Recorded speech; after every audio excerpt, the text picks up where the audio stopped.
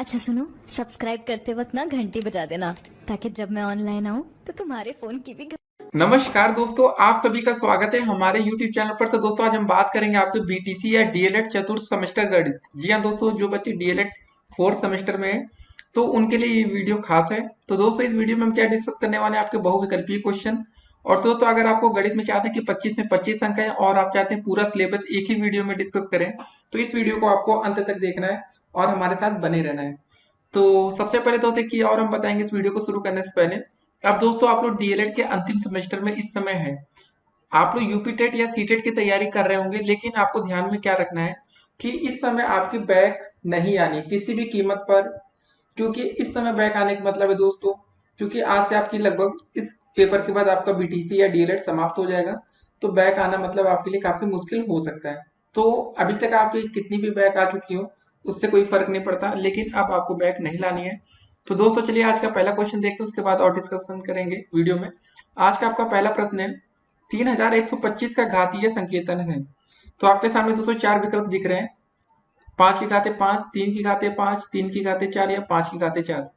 तो आपके मन में काफी आ रहा होगा कि कौन सा विकल्प हो सकता है। जो बच्चे तुक्का लगाते हैं, देखिए दोस्तों इस वीडियो में आप लोग को प्रत्येक क्वेश्चन के आपको एक नंबर मिलेंगे, तो आप लोग अपने आप को हर क्वेश्चन के एक एक अंक देते जाएंगे जितने क्वेश्चन सही हों।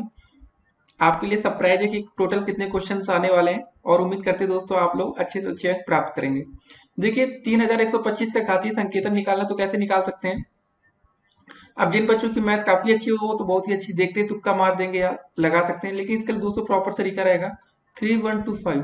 ठीक है दोस्तों, 5 और 3 की बात दिया गया तो मतलब 5 का फैक्टर बना लेते हैं। पहले 5 से भाग करेंगे क्या हो जाएगा, 5 अंक 30, 5 दूनी 10, 50 25। ठीक है दोस्तों, फिर 5 से भाग कर देंगे, कितनी बार जाएगा, 5 एकम 5, 5 दूनी 10, 50 25। फिर दोस्तों 5 से भाग करेंगे, 5 दूनी 10, 50 25। फिर 5 से भाग करेंगे दोस्तों, 50 25, और फिर 5 से एक बार भाग जाएगा, 5 एकम 5। तो दोस्तों टोटल गिन लीजिए 5 कितनी बार आ रहा है, 3 बार ये आ रहा है, 2 बार ये आ रहा है। तो टोटल हम दोस्तों कैसे लिखेंगे, 5 गुड़े 5 गुड़े 5 गुड़े 5 गुड़े 5 बराबर है। दोस्तों इतनी बार गुणा करेंगे तो हमारा आएगा 3125। तो दोस्तों आपके 5 की घाते कितना बन जाएगा, 5 की घाते यहाँ से 4। ठीक है 3125। तो दोस्तों हम पूरा आपको सॉल्व करके क्वेश्चन बताएंगे कि आप लोग भाई देखिए लास्ट टाइम है, दोस्तों के भरोसे मत जाइएगा, अपने भरोसे जाइएगा और आप लोग अच्छे अंक लाएंगे। दोस्तों इस वीडियो को देखने के बाद आपके जितने अति लघुत्तरीय प्रश्न बनेंगे और बहुविकल्पीय है, एक भी क्वेश्चन दोस्तों छूटने वाला नहीं है। इसका विकल्प नंबर ए बिल्कुल राइट आंसर है। अब दोस्तों देखते हैं आज का अगला प्रश्न। एक की देखिए दोस्तों, हम लोगों ने यहाँ 5 सही लिखा था लेकिन यहाँ गलती की ना, तो यहाँ पर दोस्तों कितना होगा, 5 की घाते 5 है। दोस्तों देखिए हमने यहाँ 5 बार लिखा भी था। देखिए दोस्तों इस तरह आपसे भी गलती हो सकती है, जिस बच्चे ने नोटिस किया होगा वो बच्चे काबिले तारीफ है, क्योंकि दोस्तों हम यही चेक कर रहे थे कि आप लोग नोटिस कर रहे हैं या नहीं वीडियो में। ऐसा होता है ना, कुछ बच्चे सिर्फ देखते रहते समझते कम है। तो दोस्तों अब देखते हैं आज का अगला प्रश्न। ऐसे सरप्राइज आपको वीडियो में और देखने को मिल सकते हैं। तो दोस्तों दूसरा क्वेश्चन क्या रहा आपका कि किस संख्या का घन आपका 64 है। घन का मतलब होता है दोस्तों क्यूब। ठीक है, किस मतलब मान लेते हैं किस संख्या का घन आपका 64 है। तो मान लेते हैं कि एक्स क्यूब बराबर 64। तो दोस्तों x बराबर क्या हो जाएगा आपका 64 का क्यूब रूट। ठीक है, यहाँ से आप निकाल सकते हो। वैसे ये सब करने की जरूरत नहीं है, आपको ये सिंपली पता चल जाएगा कि आपका 4 का घन 64 होता है, क्योंकि दोस्तों आप 4 गुणे 4 करेंगे तो कितना होता है, 16 गुणे 4 कर देंगे तो 64 आ जाता है। तो ऐसे क्वेश्चन सिंपल ही होते हैं, लेकिन अगर आपको दोस्तों प्रॉपर तरीके से करना है तो मान सकते हैं कि माना x का घन 64 है, तो अंडर रूट क्यूब रूट 64 करके दोस्तों इसका मान निकाल सकते हैं। लेकिन इसका कोई मतलब नहीं है, आसान सा क्वेश्चन आता है ऐसे पेपर में, तो ध्यान में रखना है दोस्तों। तो इसका आंसर आ जाएगा आपका विकल्प नंबर डी, बिल्कुल सही है, राइट आंसर है ये। तो ऐसे क्वेश्चन अगर दोस्तों पेपर में आपको देखने को मिले तो आप लोग दिमाग ज्यादा नहीं लगाएंगे, या तो एक काम और कर सकते हैं, कोई बड़ी संख्या आ जाए तो आप लोग दोस्तों उसका गुणा करके देख सकते हैं। ठीक है ना, जैसे दोस्तों 4 का गुणा आप 3 बार करेंगे तो 64 आ जाएगा, 6 का गुणा 3 बार करेंगे तो कितना हो जाएगा, 6 छंग 36 गुणे 6 216 होता है, और 8 8 64 गुणे 512। तो दोस्तों ये सब संख्या बढ़ती जाती हैं। ठीक है, तो आपको समझ में आ रहा होगा कि यार जो 64 घन है सबसे छोटी संख्या से शुरू करते हैं। अब दोस्तों देखते हैं आज का अगला प्रश्न। तो दोस्तों तीसरा क्वेश्चन क्या रहा आपका कि -5/9 का घन होगा। इस क्वेश्चन में थोड़ा दोस्तों दिमाग लगाने वाली बात है। -5/9 का घन क्या होगा। दोस्तों पहले आप ये बताइए इसका जो आंसर आएगा वो प्लस में आएगा या माइनस में आएगा। अगर हम कोई संख्या को दोस्तों ये समझिए -1 गुणे -1 गुणे -1 करते हैं तो क्या आएगा दोस्तों, माइनस गुणे माइनस क्या होता है, प्लस हो जाता है, तो प्लस का 1 हो जाएगा। फिर गुणे दोस्तों माइनस का 1 करेंगे तो क्या हो जाएगा, ये माइनस का 1। तो दोस्तों इससे हम एक चीज सीखे पहले इसमें कि जो हमारा आंसर आएगा वो माइनस में आएगा, या तो दोस्तों वो विकल्प नंबर बी होगा या विकल्प नंबर डी होगा। मतलब आपका ए और सी तो ऐसे ही कैंसिल हो गया क्योंकि ये माइनस में दिया नहीं गया, प्लस में दिया गया है। तो दोस्तों चलिए अब देखते हैं -5/9 का क्यूब कितना होगा। इसका क्यूब कर दीजिए आप लोग। 5 × 5 × 5 कितना हो जाएगा दोस्तों, 125। और 9 का दोस्तों क्यूब कितना हो जाएगा, 9 × 9 = 81, 81 × 9 729। ठीक है, यही आपका आंसर आ जाएगा। विकल्प नंबर डी आपका बिल्कुल राइट आंसर है। तो ऐसे क्वेश्चन दोस्तों अगर आपको पेपर में आगे से देखने को मिले तो इस बात को आपको खासा ध्यान रखना पड़ेगा। ठीक है, अब दोस्तों देखते हैं आज का अगला प्रश्न। तो दोस्तों चौथा क्वेश्चन क्या रहा आपका, क्यूब रूट के अंदर है आपका 125 × 743 का मान होगा। क्या लिखा है दोस्तों, क्यूब रूट के अंदर 125 × 343, यहाँ पर बाहर 3 है। ठीक है दोस्तों, तो मतलब 125 का हम ऐसा 3 का पेयर बनाएंगे, क्या हो जाएगा दोस्तों, आपका हो जाएगा 5 × 5 × 5, 25 × 125, ये अंडर रूट के आपका क्यूब रूट के अंदर है। और दोस्तों गुणे 343 को हम क्या लिख सकते हैं, 7 × 7 = 49। ठीक है, 7 × 7 × 7। तो जो आपका दोस्तों क्यूब रूट बाहर आता है ना वो 3 के पेयर में होता है। जैसे जो आपका दोस्तों जो अंडर रूट होता है आपका वो 2 का पेयर होता है। जैसे दोस्तों आप अंडर रूट 25 लिखते हैं आप लोग, यहाँ पर 2 लिखा नहीं होता, वैसे होता है ऐसे। तो दोस्तों जब हम इसके अंदर ऐसे लिखा रहता है ना 25 का मतलब ये होता है 5 × 5, और बाहर ये दोस्तों रूट लगा है तो 1 5 बाहर आ जाता है। तो दोस्तों जब यही बात होती है ना, आपने यहाँ पर 3 लिखा है मतलब क्यूब रूट है, अगर दोस्तों 5 × 5 × 5 3 बार लिखेंगे तो उसका 3 पेयर बनता है, उसका 1 5 बाहर आता है, ये आंसर होता है। ठीक है, इस कंडीशन में तो दोस्तों यहाँ पर देख लोगे 3 3 का पेयर जोड़ा बना लेंगे तो 1 5 बाहर आ जाएगा और आपका दोस्तों 1 7 बाहर आ जाएगा, तो गुणे होगा 7 × 5 = 35। कितना हो जाएगा, 35। तो ऐसे आसान से क्वेश्चन रहते हैं लेकिन पेपर में आ जाते हैं कभी कभी तो दिक्कतें पैदा होती हैं अगर आपको तरीका नहीं पता है। तो इसका पहला विकल्प बिल्कुल राइट आंसर है। तो दोस्तों आप लोग अच्छे से इसको पढ़ते रहिए, समझते रहिए। अब दोस्तों देखते हैं आज का अगला प्रश्न। तो दोस्तों पांचवा क्वेश्चन क्या रहा आपका, 0.0000008 का घनमूल है। अब दोस्तों आपके सामने 4 विकल्प दिए गए हैं। अब तुक्का लगाने वाले बच्चे तुक्का लगा सकते हैं, ए सही होगा, बी सही होगा, सी सही होगा या डी सही होगा। पहले तुक्का में आपको आंसर देना, उसके बाद आप लोग अपने दिमाग से भी आंसर करेंगे। तो दोस्तों देखिए पहले लिखा क्या, क्वेश्चन को लिखते हैं 0. कितनी बार दोस्तों 0 है, 3 2 5 बार 0, 1 2 3 4 5 और फिर दोस्तों लिखा 8। एक काम करते हैं, सबसे पहले दोस्तों इसका दशमलव चिन्ह हटाएंगे तो नीचे कितनी बार संख्या आ जाएगी, एक के बाद कितना आएगा, 3 3 6 0 आ जाएगा ना दोस्तों। ठीक है, अब दोस्तों कुछ संख्या आपका ऐसा हो गया 8/3 3 6, ये दोस्तों लिख सकते हैं 10 की घाते 6, या ऐसे लिखे रहते हैं, बात तो वही होती है। अब दोस्तों अगर हम इसका घनमूल निकालें तो ये सही रहेगा। ठीक है, 8 की इसका हम अगर हम घनमूल निकालेंगे तो क्या हो जाएगा दोस्तों, अंडर रूट ये लगाएंगे, क्यूब रूट कर देंगे। तो दोस्तों सबको सभी बच्चों को पता होगा कि भाई 8 का जो घनमूल बाहर आएगा वो 2 आ जाएगा, और 10 की पावर 6 है ना दोस्तों। ठीक है, तो दोस्तों ये कैसे पेयर बनेगा आपको हमने पहले बताया था, 3 का पेयर लिया जाता है, मतलब ये 10 × 10 × 10 3 बार और 10 × 10 × 10, टोटल 206 बार लिखा जाएगा। तो दोस्तों 2 10 बाहर आ जाएगा, मतलब कितना बाहर आएगा, 10 × 10 या 10 का स्क्वायर बाहर आएगा। ठीक है ना दोस्तों, हमने बोला ना 3 3 का जोड़ा, क्योंकि 8 आपका कैसे लिखा रहेगा, 2 × 2 × 2। तो दोस्तों एक जोड़ा आपका बाहर ये आ गया और 10 ये ऐसे आएगा। ठीक है, तो मतलब दोस्तों 2 आपका हो गया 100। तो भाग कर लेते हैं अब, तो कितना आ जाएगा दोस्तों, 0.02। ठीक है, यही आपका आंसर आ जाएगा। तो दोस्तों तो चलिए देखते हैं विकल्प में कौन सा आपका आंसर सही है। विकल्प नंबर दोस्तों बी आप देख रहे होंगे 0.02, यही आपका राइट आंसर है। तो ऐसे क्वेश्चन दोस्तों आपके पेपर में पूछे जा सकते हैं, तो आपको ध्यान में रखना है। तो भाग करना तो दोस्तों सभी बच्चों को आता होगा। देखिए अगर अगर लिखा होता दोस्तों 2/10, तो आपका इसका आंसर क्या होता है, सभी बच्चों को पता है 0.2 हो जाता है। अब दोस्तों अगर 2/100 हो गया तो इसका आंसर क्या हो जाएगा बताइए, 0.02 ये होगा ना।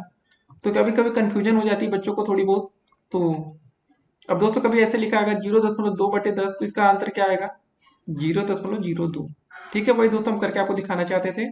तो चलिए दोस्तों अब देखते हैं आज का अगला प्रश्न, उसमें और आपके जो डाउट्स होंगे वो क्लियर होंगे। तो दोस्तों 6 नंबर क्वेश्चन क्या रहा आपका, आइए देखते हैं। 256/441 का वर्गमूल होगा या है, क्या होगा दोस्तों, 256/441। ठीक है, इसका अंडर रूट पूछा गया है। तो दोस्तों 256 का कितना हो जाएगा, 16 हो जाएगा, 441 का हो जाएगा 21। 16 का स्क्वायर दोस्तों होता है 16 गुणे 16 करेंगे तो आपका 256 आ जाएगा, सभी बच्चों को पता होगा। देखिए थोड़ी बहुत चीजें दोस्तों आपको 20 तक के स्क्वायर आपको पता होना चाहिए, वर्ग क्या होते हैं 20 तक के, 11 को 121 होता है, 13 को 169 होता है, तो ये सब आपको याद रखना है। 16 गुणे 16 करेंगे 256 आएगा, और 21 गुणे 21 करेंगे आपका आ जाएगा दोस्तों 441। ये सब चीजें दोस्तों आप लोग याद करके अच्छे से रट्टा मान लीजिए। ऐसे क्वेश्चन दोस्तों आपको वहां पर सॉल्व नहीं करने, खाली आपको याद होगा तो 1 सेकंड में हो जाएगा, नहीं तो आप लोग सोचते रहेंगे, समय बर्बाद करेंगे। ठीक है, इसका आंसर आपका विकल्प नंबर सी आ जाएगा। अब दोस्तों आप चाहे तो इसको फैक्टर करके भी इसका आंसर निकाल सकते हैं, लेकिन उसमें समय ज्यादा बर्बाद होगा, तो हम ऐसा नहीं कहेंगे, लेकिन फिलहाल आपको इतनी छोटी डिजिट याद होनी चाहिए, वो ज्यादा आपके लिए बेटर होगा। अब दोस्तों देखते हैं आज का अगला प्रश्न। तो दोस्तों 7वां नंबर क्वेश्चन क्या रहा आपका, 0.09 का वर्गमूल है। देखिए ऐसे क्वेश्चन में स्मार्टनेस भी आपको दिखानी पड़ेगी। 0.09 का हमें अंडर रूट निकालना है। तो सबसे पहले दोस्तों एक काम करते हैं, इसमें हम जो दशमलव चिन्ह इसको हटा लेते हैं। तो 0.09 लिखा है ना, दशमलव चिन्ह हटेगा दोस्तों तो 2 अंक पर दशमलव, तो 2 जीरो नीचे आ जाएगा। अंडर रूट में था वैसे ही हम लोग लिख देते हैं। तो दोस्तों अब आपका हो गया ये क्वेश्चन अंडर रूट 9/100। ठीक है, अंडर रूट का। तो दोस्तों अंडर रूट 9 का कितना हो जाएगा, जब बाहर आएगा तो आपका हो जाएगा 3, 3 त्रिक का 9 होता है, और 10 का स्क्वायर होता है 100, तो 3/10। तो अब दोस्तों इसका आप आंसर निकाल दे सकते हैं, 10 से भाग देंगे तो आ जाएगा ये 0.3, एक अंक पर दशमलव। ठीक है दोस्तों, तो अब देखते हैं 0.3 पहला आंसर। ठीक है, 0.3 कौन सा विकल्प है, पहला वाला विकल्प बिल्कुल इसका राइट आंसर है, इसको टिक करेंगे और दोस्तों सही का निशान लगा देंगे। तो दोस्तों ये हमारा पहला विकल्प सही है। अब दोस्तों देखते हैं आज का अगला प्रश्न।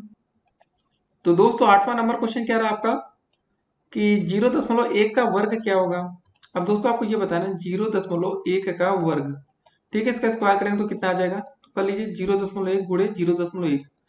तो दोस्तों गुणा करने पर आपको पता है एक ही आएगा, और दशमलव कितना, एक एक 2 अंक पर होगा। ठीक है दोस्तों, तो एक जीरो आगे लगा के यहाँ दशमलव लगा दीजिए। 0.01 आपका राइट आंसर होगा, विकल्प नंबर सी बिल्कुल सही आंसर है। देखिए क्वेश्चन देखने में आसान लगता है, लेकिन जब आप लोग पेपर टाइम आता है तो दिमाग उस समय काम नहीं करता है। तो वहां पर स्मार्टनेस क्या है दोस्तों, क्या दिखाएंगे आप, 0.1 का वर्ग। पहले आप लोग जो बोला गया क्वेश्चन में वैसा लिख लेंगे, जैसे हमने लिखा 0.1 का वर्ग, मतलब 0.1 का गुणा 2 बार होगा, 1 गुणे 1। ठीक है, तो आपका आंसर ऐसे आ जाएगा। आप लोग वहां बिल्कुल भी जल्दबाजी हड़बड़ाहट नहीं दिखाएंगे। होता क्या है, लास्ट टाइम रहता है दोस्तों, जिन बच्चों की मैथ कमजोर होती है वो बच्चे डर जाते हैं, सोचते हैं कि अगल बगल का सहारा लें, उसी में होती है दोस्तों गलतियां। अब देखते हैं आज का अगला प्रश्न। तो दोस्तों 9वां क्वेश्चन क्या रहा आपका, 0.3 का स्क्वायर का मान आपको बताना है। ठीक है, 0.3 की घाते 2 का मान आपको बताना है क्या होगा। तो बस गुणा कर लेते हैं, 0.3 गुणे 0.3।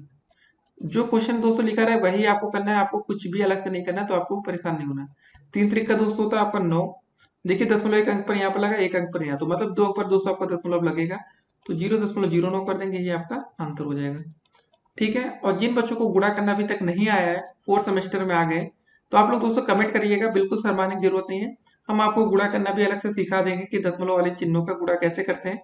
फिलहाल दोस्तों हमारी कोशिश है आपको बिल्कुल बेसिक समझाने की, क्योंकि दोस्तों अब ये आपका अंतिम समय, अगर आपने अभी नहीं सीखा तो कभी नहीं सीख पाएंगे। ठीक है दोस्तों, तो ये क्वेश्चन फिलहाल ऐसा था। और पेपर में कभी कभी दोस्तों इसी तरह एक क्वेश्चन और आ जाता है आपका, कि अगर आपसे दोस्तों ये पूछा जाता है कि 0. जो था क्वेश्चन 0.3 का होल क्यूब पूछा जाता है दोस्तों, तो कैसे करते हैं, इसको भी देख लेते हैं इस क्वेश्चन में, कि कभी कभी दोस्तों हो सकता है कि पेपर में ऐसा क्वेश्चन आ सकता है। तो दोस्तों देखिए, इसको हम पहले 3 बार लिखेंगे ना, 0.3 गुणे 0.3 और गुणे का 0.3। सबसे पहले दोस्तों हमारा तरीका क्या होगा, पहले हम 2 का गुणा कर लेंगे, 0.3 गुणे 0.3 कितना हो जाएगा, 3 त्रिक का 9 दोस्तों, सिंपली 2 अंक पर दशमलव, तो बस एक जीरो आगे लगा के यहाँ पर, क्योंकि हमें यही दिखाना है दोस्तों कि 2 अंक पर हमें दशमलव लगाना है। अब 9 के बाद हम जीरो नहीं लगा सकते, 9 के पहले जीरो लगाना पड़ेगा। गुणे दोस्तों जैसे आप यहाँ पर देखते हैं आगे लिखा 0.3। अब दोस्तों गुणा फिर से करना है, 9 त्रिक का होता है आपका 27, लेकिन यहाँ हम एक चीज ध्यान देंगे, पहले आपको दोस्तों देखिए 2 अंक पर दशमलव और यहाँ पर 1 अंक पर, तो दोस्तों 2 + 1 होगा, 3 अंक पर दशमलव लगाना है, तो क्या 270 करके कर सकते हैं, नहीं, 227 के आगे हम दशमलव लगाएंगे तो 0.27 होगा। ठीक है, इसका आंसर ऐसे आएगा। तो ऐसे क्वेश्चन आपके पेपर में आ सकते हैं, अगर इसका होल क्यूब पूछा है तो भी आप कर लेंगे, होल स्क्वायर का दोस्तों यहाँ पर क्वेश्चन दिया तो उसको हमने देख लिया। अब दोस्तों देखते हैं आज का अगला प्रश्न, कैसा भी क्वेश्चन आएगा अब आप करने में सक्षम हो चुके हैं। तो दोस्तों 10वां क्वेश्चन क्या रहा आपका, 10 नंबर, कि शून्य का वर्गमूल क्या होता है। देखिए दोस्तों, शून्य का वर्गमूल तो शून्य ही हो जाएगा ना, जीरो का वर्गमूल जीरो ही तो होगा। हम ऐसे इसका करेंगे, कितना आंसर आएगा, जीरो आ जाएगा, सिंपल था। तो ऐसे क्वेश्चन तो सिंपल से ही होते हैं, आपको ज्यादा दिमाग दौड़ाना नहीं, यहाँ पर वर्ग ये सब करके दिखाया गया है। ठीक है, तो आपका राइट आंसर हो जाएगा विकल्प नंबर बिल्कुल डी, ये आपका बिल्कुल सही आंसर है। ऐसे क्वेश्चन आपको पेपर में आके सरप्राइज कर सकते हैं। अब दोस्तों देखेंगे आज का अगला प्रश्न। दोस्तों तो 11 नंबर क्वेश्चन कह रहा है आपका कि 6 अंकों की छोटी से छोटी पूर्ण संख्या क्या होगी, आपको बताना है। तो आपके सामने 4 विकल्प दिए गए हैं दोस्तों, पहले आप लोग तुक्का लगा सकते हैं, पहला विकल्प, दूसरा विकल्प, तीसरा और चौथा। तो आप लोग दोस्तों अपने कमेंट कर सकते हैं कि कौन सा विकल्प सही होगा, उसके बाद दोस्तों हम इसका आंसर सही बताते हैं आपको। सबसे पहले दोस्तों 6 अंकों की छोटी से छोटी संख्या क्या होगी, पहले 1 लिख लीजिए, 5 बार 0 लिख लीजिए। ठीक है दोस्तों, 6 अंकों की छोटी से छोटी संख्या आपके स्क्रीन पर शो हो रही है, ये है। ठीक है, अब दोस्तों हमें बताना है कि पूर्ण संख्या क्या होगी, पूर्ण वर्ग या जो भी होता है क्या होगी। तो सबसे पहले दोस्तों एक काम करते हैं, हम इसी का अंडर रूट निकाल लेते हैं, कितना आता है। अगर करेंगे दोस्तों, कितना है, 10 की 3 2 5, दोस्तों टोटल 5 जीरो ना, तो 10 की घात ये 5 हो जाएगा। तो 10 की घात दोस्तों हम 5 को क्या लिख सकते हैं, 10 की घात 4 गुणे 10 की घात 1। तो दोस्तों जब 10 की घात 4 बाहर आएगा ब्रैकेट, तो बचेगा कितना, 10 की घात 2 बचेगा, अंडर रूट में 10 रहेगा। तो दोस्तों ये कितना हो जाएगा, 100। और अंडर रूट 10 की वैल्यू होती है 3.16 करके समथिंग आती है, आगे भी रहती है। तो दोस्तों ये लगभग आपका 316 आ जाएगा, लगभग में रहेगा। ठीक है, तो दोस्तों 316 तो होगा नहीं, क्योंकि ये होगा नहीं अंडर रूट। तो अगर हम 317 का वर्ग निकाल देंगे दोस्तों, तो वही आपका राइट आंसर होगा। 316 नहीं होगा, 317, यही आपकी दोस्तों 6 अंकों की छोटी से छोटी पूर्ण वर्ग संख्या होगी। तो 317 गुणे 317 कर लेते हैं, 317 गुणे 317, गुणा करिए जल्दी से, 7 सत्ते 49 का 9, 7 एकम 7 4 11, 7 1 21, 1 22। ठीक है दोस्तों, अब 1 से गुणा हो जाएगा, 1 सत्ते 7, 1 एकम 1, 1 एकम 3। ठीक है, 1 या 3 मतलब 3 सत्ते 21, 3 एकम 3 2 5, 3 त्रिका 9। अब दोस्तों इसको जोड़ना है बस आपको, 9 आ गया, 7 1 8 हो जाएगा दोस्तों, 2 1 3 1 4 हो जाएगा यहाँ पर, 5 3 8 2 10, 9 1 10, 100 489। तो दोस्तों आपके सामने जो विकल्प नंबर डी आपको दिख रहा है दोस्तों, ये बिल्कुल राइट आंसर है। इसका सही आंसर क्या हो जाएगा आपका दोस्तों, 1,04,89। अब दोस्तों देखते हैं आज का अगला प्रश्न। देखिए कि और दोस्तों अगर ये क्वेश्चन आपको समझ में ना आए तो आप लोग कमेंट कर सकते हैं। कभी देखिए ऐसे क्वेश्चन पेपर में आते हैं, ठीक है ना, 6 अंकों की छोटी से छोटी पूर्ण संख्या है, कभी कभी बड़ी से बड़ी पूर्ण संख्या पूछ सकता है। तो बड़ी में क्या रखेंगे दोस्तों, 6 बार 9 लिख दीजिए, उसी के आसपास दोस्तों जो भी अंडर रूट निकालेंगे वही आपका आंसर आ जाएगा। तो इस तरह आपको समझना होगा। अब दोस्तों देखते हैं आज का अगला प्रश्न। तो दोस्तों देखिए 12 नंबर पे क्वेश्चन मिलता जुलता है पिछले क्वेश्चन से, कि 5 अंकों की हमें बड़ी से बड़ी पूर्ण संख्या क्या होगी ये बताना है। सबसे पहले दोस्तों हम लिखेंगे 5 अंकों की बड़ी से बड़ी संख्या कितनी हो जाएगी, 3 4, 5 अंकों की दोस्तों बड़ी से बड़ी संख्या आपकी स्क्रीन पर ये शो हो रही है। इससे बड़ी कोई संख्या तो होगी नहीं 5 अंकों की। एक काम करते हैं, हम 6 अंकों की दोस्तों एक सबसे छोटी से छोटी संख्या लिख लेते हैं। कितने अंकों की, 6 अंकों की, 3 हो गए ना, 3 0 4 5। तो दोस्तों ये 10 की घात 5, इसको ऐसे लिख सकते हैं ना, जैसे भी हमने लास्ट क्वेश्चन किया था, मतलब आपका आया था 316 दोस्तों समथिंग आया था। ठीक है, तो मतलब अगर हम 315 का वर्ग निकाल दें या 316 का दोस्तों वर्ग निकालेंगे, वही तो आपका होगा ना, 5 अंकों की बड़ी से बड़ी संख्या होगा। ठीक है, 6 अंकों में 317 आ गया था, तो 5 अंकों में 316 आ जाएगा। तो 316 गुणे 316 कर लेते हैं। ठीक है, ये समझ में ना आ रहा तो अभी आपको अच्छे से हम समझाते हैं। 6 छंग 36 का 6, 6 कम 6 3 9, 6 त्रिक का 18, फिर दोस्तों एक कट्टम, 1 छक्का 6, 1 एक कम 1, 1 तिहाई 3, फिर दोस्तों 3 से गुणा हो जाएगा, 3 छंगा 18 का 8, 3 एक कम 3, 1 4, 3 त्रिक का 9। ठीक है दोस्तों, यहाँ आ जाएगा 6 9 6 15, 8 8 16, 1 17 और 1 18 आ जाएगा दोस्तों, 4 3 7 8 1 9, ये दोस्तों 9, 99 856।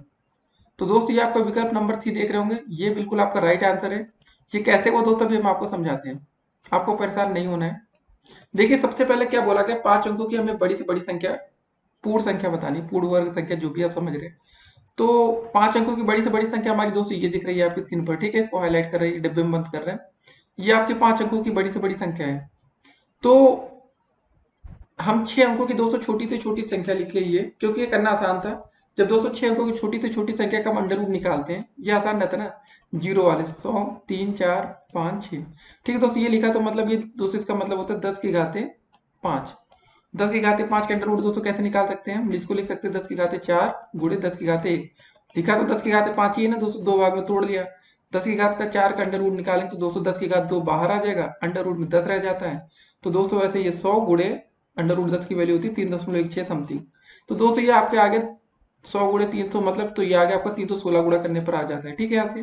तो दोस्तों जो हमारे 316 आ रहा है ना, ठीक है, बस ये 5 अंकों की बड़ी से बड़ी पूर्ण वर्ग संख्या होगी, क्योंकि 317 जब निकालेंगे तो आपकी 6 अंकों की बन जाएगी, लेकिन हमें 5 अंकों की बताना था दोस्तों, इसलिए हमने 316 लिया। अगर 6 अंकों की छोटी से छोटी निकालना होगा तो 317 ले लेंगे, और 5 अंकों की बड़ी से बड़ी 316। अब दोस्तों देखते हैं आज का अगला प्रश्न। तो दोस्तों 13 नंबर क्वेश्चन क्या रहा आपका कि 1 से लेकर 1000 तक पूर्ण घर संख्याएं कितनी होती हैं। 1 से लेकर 1000 तक पूर्ण घन संख्या में दोस्तों कितना होता है। एक आपका पूर्ण घन कितना होता है, एक का होता है आपका 1 हो जाता है, 2 का होता है 200, 2 का क्यूब करेंगे तो 8 आ जाता है, 3 का क्यूब कर देते तो दोस्तों 3 त्रिक का 9 त्रिक 27, 4 का क्यूब करते दोस्तों कितना आ जाता है, 4 चौको 16 चौको 64, 5 का करते दोस्तों कितना हो जाता है 50 25 और 125। ठीक है दोस्तों, बारी आती है 6 का क्यूब करते दोस्तों तो कितना आ जाता है 6 छंग 36 216। ठीक है, 7 का क्यूब करते दोस्तों कितना आ जाता है आपका 343, 343 ना, 3 4 3। दोस्तों जब हम 8 का क्यूब करते हैं तो कितना आ जाता है हमारा 8 8 64, 64 गुणे 8 512।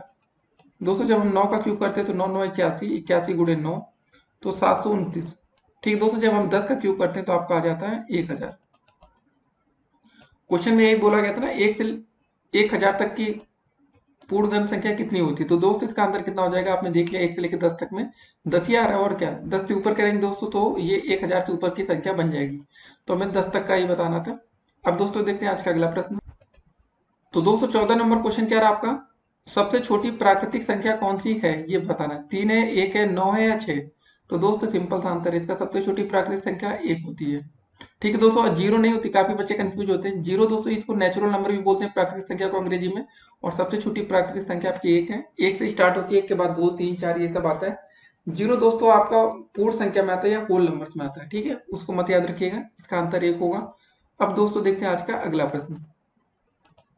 तो दोस्तों 15 नंबर क्वेश्चन क्या रहा आपका कि 201 की घाते 2 गुणे 200 माइनस 200 की घाते 3 का मान आपको ज्ञात करना है। तो ऐसे क्वेश्चन में दोस्तों आप लोग गुणा ना करने लगिएगा, सबसे पहले इसमें स्मार्टनेस आपको दिखानी पड़ेगी। 201 की घाते दोस्तों कितना लिखा 2, गुणे में दोस्तों आपको लिखा 200 माइनस का 200 की घाते 3। तो दोस्तों एक काम करिए, देखिए 200 यहाँ पर भी है, 200 इधर भी दिख रहा है, तो 200 को हम क्या करते हैं कॉमन ले लेते हैं दोनों में से। ठीक है दोस्तों, जैसे 200 कॉमन ले लेंगे तो क्या बचेगा ब्रैकेट में 201। ठीक है, इसको थोड़ा बड़ा ब्रैकेट कर लेते हैं, इसका होल स्क्वायर आ जाएगा माइनस का 200 का होल स्क्वायर आ गया। ठीक है, ब्रैकेट क्लोज। तो दोस्तों अब एक आपके सामने एक स्क्रीन पर एक फार्मूला बन गया आपका, ये ए स्क्वायर दिख रहा है ना। ठीक है दोस्तों, और ये माइनस का बी स्क्वायर बन गया। तो दोस्तों आपने ए स्क्वायर माइनस बी स्क्वायर का फार्मूला पढ़ा होगा, एक ब्रैकेट में हो जाता है ए प्लस बी और एक में होता है आपका ए माइनस का बी। तो दोस्तों वैसे ही इसमें भी कर लेंगे, ये हो जाएगा 200। पहले हम दोस्तों जब ए प्लस बी का फार्मूला लगाएंगे तो क्या हो जाएगा 201 प्लस का 200। ठीक है दोस्तों, जब ए माइनस बी का फार्मूला लगाएंगे तो 201 माइनस का 200, तो क्या हो जाएगा दोस्तों ये 200 है, और गुणे में दोस्तों आपका क्या आ जाएगा 201 और 200 जोड़ लेंगे तो आ जाएगा 401। दोस्तों 201 में से 200 घटा लेंगे तो बचेगा 1। अब गुणा कर लेंगे, बस आपका आंसर आ गया। 1 जीरो में 0 0, सिंपल से दोस्तों इतना समय नहीं लगाना हमें गुणा करने में। 2 का 200 सीधे गुणा कर दीजिए, इसमें कितना हो जाएगा 2, कितना हो जाएगा दोस्तों 2 1 कम 2, 2 जीरो में 0, 2 चौके 8, 2 जीरो बढ़ा दीजिए 80,200। अब दोस्तों देखते हैं विकल्प नंबर कौन सा सही है हमारा 80,200। विकल्प नंबर बी आपका बिल्कुल राइट आंसर है। तो ऐसे क्वेश्चन दोस्तों आपके पेपर में आ सकते हैं, इसमें आपको स्मार्टनेस दिखानी होगी, समय ज्यादा आपको बर्बाद नहीं करना है। अगर आप अपने हाथ से करेंगे तो मुश्किल से 1 से 2 मिनट के अंदर ये सवाल आपसे हो जाएगा। ठीक है दोस्तों, अब दोस्तों देखते हैं आज का अगला प्रश्न। तो दोस्तों 16 नंबर क्वेश्चन क्या रहा आपका, पूछा गया है कि भाज्य बराबर आपका फार्मूला क्या होता है। शेषफल बटे भागफल होता है कि भाज्य गुणे भागफल होता है कि भाजक गुणे भागफल प्लस शेषफल होता है कि भाजक गुणे भागफल। तो दोस्तों आप लोग अपने उत्तर जल्दी से दीजिए। तो जी हाँ दोस्तों, जिन बच्चों ने विकल्प नंबर सी को बोला कि भाजक गुणे भागफल प्लस शेषफल होता है वो बच्चे बिल्कुल राइट हैं, ये बिल्कुल सही आंसर है। ठीक है, भाज्य बराबर आपका फार्मूला होता है भाजक गुणे भागफल प्लस शेषफल। अब दोस्तों देखते हैं आज का अगला प्रश्न। तो दोस्तों 17 नंबर क्वेश्चन क्या रहा आपका, आंकड़ों 12 12 13 12 10 6 12 7 जो भी दोस्तों दे रखा है 100 102 और 102 का बहुलक आपको पूछा गया है, क्या होगा। तो दोस्तों हमें पता है कि बहुलक वही संख्या होती है जो सबसे ज्यादा बार, जिसकी बारंबारता सबसे अधिक हो या जो सबसे ज्यादा बार आया हो। तो दोस्तों देखिए 12 कितनी बार आ रहा है, एक बार, दो बार, फिर 12, फिर 12 आया, फिर 12, फिर 12। तो दोस्तों यहाँ हम देख रहे हैं 12 सबसे अधिक बार आ रहा है, उसके बाद 100 तो एक ही बार आया दोस्तों यहाँ पर। 102 दोस्तों आपका ये 2 बार आया है फिर, और 13 कितनी बार आ रहा है दोस्तों, एक बार ये आ रहा है बस। तो दोस्तों हमारा इसका बहुलक क्या हो जाएगा इस क्वेश्चन के लिए दोस्तों, हमारा इसका आंसर आ जाएगा 12। ये सबसे अधिक बार इसकी आवृत्ति हुई है, सबसे अधिक बार ये रिपीट हो रहा है, इसलिए हमारा आंसर होगा दोस्तों विकल्प नंबर ए 12 सही आंसर होगा। अब दोस्तों देखते हैं आज का अगला प्रश्न। तो दोस्तों 18 नंबर क्वेश्चन क्या रहा आपका कि वर्तमान में मीरा की माँ की आयु उसकी 4 गुनी है, 5 वर्ष बाद माँ की आयु मीरा की आयु की 3 गुनी रह जाएगी, दोनों की वर्तमान आयु दोस्तों हमें बताना है। पहले दोस्तों मान लेते हैं थोड़ी देर के लिए, माना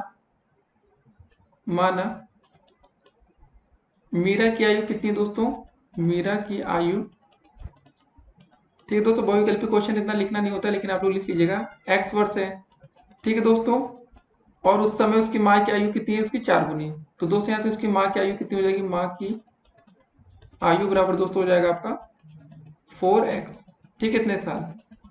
अब दोस्तों बोला गया कि 5 साल बाद, ठीक है दोस्तों, 5 साल बाद मीरा की आयु में 5 साल और जोड़ दीजिए दोनों में, और माँ की आयु में भी 5 साल आप जोड़ दीजिए, ठीक है। मीरा की आयु मतलब 5 साल बाद माँ की आयु उसकी मीरा की आयु की 3 गुनी रह जाएगी। जो दोस्तों माँ की आयु है ना, ये मीरा की आयु की कितनी 3 गुनी रह जाएगी। तो दोनों की वर्तमान आयु बतानी, तो दोस्तों इसको सॉल्व कर लेंगे तो ये हो जाएगा 3x प्लस का 15 बराबर आपका है 4x प्लस का 5 ही रहेगा। तो दोस्तों यहाँ से 3x इस साइड ले आएंगे तो कितना हो जाएगा x, और 5 इधर ले आएंगे तो बचेगा 10। तो दोस्तों 15 माइनस 5 हो जाएगा ये, और दोस्तों 3x इधर आएगा, 4x माइनस 3x। तो दोस्तों यहाँ से आ जाएगा 10 और x की वैल्यू 10 आ गई। तो दोस्तों x बराबर कितना है, मतलब मीरा है, तो दोस्तों आपका x बराबर आ गया 10 वर्ष। मतलब मीरा की आयु दोस्तों हमने x वर्ष मानी थी ना, यहाँ पर देखिए माना मीरा की आयु हमारी कितनी थी, x वर्ष थी। तो दोस्तों माँ की आयु कितनी हो जाएगी, माँ की आयु दोस्तों हमने कितनी मानी थी, 4x मानी है ना, तो 4 गुणे 10 कर देंगे दोस्तों, हमारा कितना आ जाएगा 40 वर्ष। यहाँ पर दोस्तों लिख लीजिएगा मीरा की आयु, मीरा, ठीक है, मीरा समझ जाएंगे आप लोग, 10 और 40 दोस्तों, मीरा की आयु 10 वर्ष है और माँ की आयु कितनी है आपकी 40 वर्ष है। तो दोस्तों ऐसे क्वेश्चन आपके पेपर में आते हैं तो आपको ध्यान में रखना है कि अगर आयु से संबंधित कोई क्वेश्चन आएगा तो आप कैसे करेंगे। आसान प्रश्न था, जो बोलता जाए प्रश्न खाली आपको वही लिखते जाना है और कुछ भी अपनी तरफ से नहीं करना है। अब दोस्तों देखते हैं आज का अगला प्रश्न। तो दोस्तों 19 नंबर क्वेश्चन क्या रहा आपका कि किसी युगपत समीकरण को हल करने में कितनी विधियों की सहायता ली जा सकती है। तो दोस्तों इसका आंसर बताइए आप लोग क्या होगा, सोचिए जल्दी से। और जिन बच्चों ने बताया कि किसी युगपत समीकरण को हल करने के लिए 2 विधियों का सहारा लिया जा सकता है, वो बच्चे बिल्कुल राइट है, ठीक है, इसका आंसर होगा दोस्तों विकल्प नंबर सी। अब दोस्तों देखते हैं आज का अगला प्रश्न। तो दोस्तों 20 नंबर क्वेश्चन क्या रहा आपका, यदि किसी भिन्न के अंश और हर में क्रमशः 1 घटा दे तो नई भिन्न का मान आपका 1/5 हो जाता है, और यदि उनके अंश और हर में 1 जोड़ देते तो नई भिन्न का मान 1/3 हो जाता है, तो वह भिन्न होगी, आपको ये बताना है। आपके सामने 4 विकल्प दिए गए दोस्तों, आप लोग अपना उत्तर गेस कर सकते हैं, तब तक तुक्का मारिए और हम क्वेश्चन को सॉल्व करते हैं। ठीक है, पहले बोला गया दोस्तों अंश और हर में हमें 1 घटाना है। दोस्तों मान लेते किसी भिन्न का अंश है x और हर है आपका y, ठीक है दोस्तों, अंश में 1 घटा देते हैं x-1 और y में भी दोस्तों हम 1 घटा देते हैं, तो आपका क्या हो जाता है, नई भिन्न का मान 1/5, और इसको समीकरण 1 मान लेते हैं। ये थोड़ा और काम करते हैं दोस्तों, त्रिज्या गुणा कर लेते हैं, तो कितना हो जाएगा यहाँ पर 5x-1 बराबर दोस्तों हो जाएगा 1 इंटू वाई माइनस का 1। कितना हो जाएगा दोस्तों सॉल्व करने को, 5x माइनस का 5 बराबर y माइनस का 1, y अच्छे से लिखते हैं। अब दोस्तों ये हो जाएगा 5x, दोस्तों y इधर आ जाएगा तो कितना हो जाएगा माइनस का y, और दोस्तों यहाँ -1 प्लस का 5 इधर चला जाएगा, तो आपका हो जाएगा 5y माइनस का y बराबर 4। ठीक है दोस्तों, अब इसको समीकरण 1 मानते हैं अच्छे से, ये वाला समीकरण 1 अभी नहीं माना है।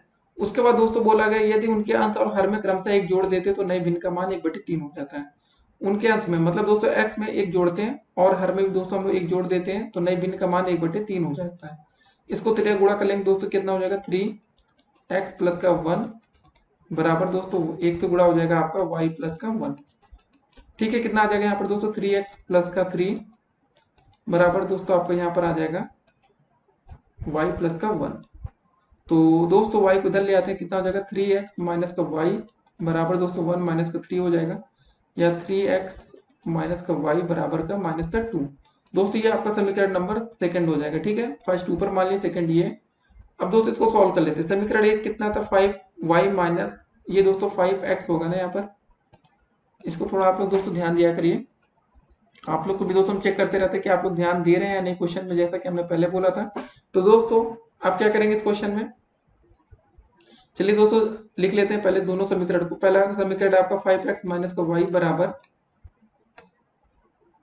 4, ठीक है, ये समीकरण नंबर 1 है। दूसरा समीकरण कितना है दोस्तों, आपका 3x माइनस का वाई बराबर माइनस का 2। इसको समीकरण को आप सॉल्व कर लीजिए। समीकरण में दोस्तों घटाने पर माइनस यहाँ प्लस हो जाएगा, यहाँ माइनस माइनस प्लस होगा, ठीक है, ये कट जाएगा। यहाँ कितना बचेगा दोस्तों, आपको 2x बचेगा बराबर आपका 6 आ जाएगा। तो दोस्तों x बराबर आ जाएगा 6/2, 2 1 कम 2, 2 3 6 बराबर 3, ठीक है दोस्तों। तो हमारा x का मान आएगा 3। ये पहला आंसर हो गया, हमारा x का मान पता चल चुका है, मतलब अंश का मान पता चल चुका है। और दोस्तों हमारा विकल्प भी क्लियर होना शुरू हो जाएगा। या तो आंसर आपको दोस्तों बी विकल्प होगा या तो डी विकल्प होगा। अब हर का मान दोस्तों में निकालना है किसी भी समीकरण में दोस्तों। जी हाँ दोस्तों, जैसे समीकरण 1 और 2 माने थे हम लोग। चलिए यहाँ पर समीकरण 1 में ही x का मान हमें कितना रखना है, 3 रखना है। तो दोस्तों यहाँ x के कितना रखेंगे, 3 रख देंगे। तो कितना हो जाएगा 5 गुणे 3 माइनस का वाई बराबर 4, 5 या 15 माइनस का वाई बराबर दोस्तों हो जाएगा आपका 4, माइनस का वाई उधर जाएगा, कितना हो जाएगा प्लस का 15 माइनस 4 इधर आएगा, वाई इधर जाएगा। तो दोस्तों वाई बराबर आपका आ गया 11। अंत और हमारा दोस्तों हमें पता चल चुका है, वाई 11 होगा, मतलब अंश दोस्तों आपका कितना है, x है, y कितना है, हर है, ठीक है। ये y है नीचे ना, x की जगह 3, हर की जगह दोस्तों आप लोग y की जगह 11 रखेंगे।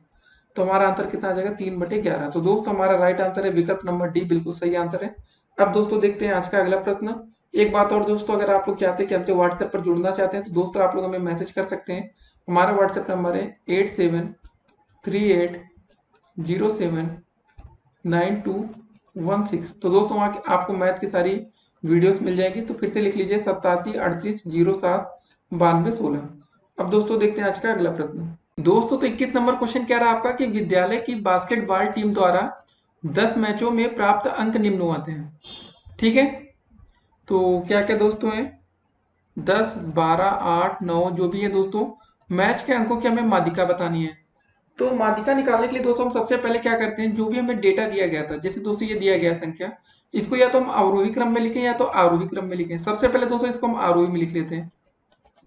आरोही का मतलब होता है दोस्तों बढ़ता हुआ क्रम। सबसे छोटी संख्या यहाँ पर क्या दिख रही है दोस्तों, 8 9 है ना, 8 फिर 9 फिर दोस्तों क्या है, देखिए रिपीट तो नहीं हो रही है, 8 9 नहीं हो रही है। उसके बाद दोस्तों हमारा आता है 10, 10 कितनी बार लिखा है, 1 2 बार दोस्तों 10 10 लिखा है, ठीक है, 10 10।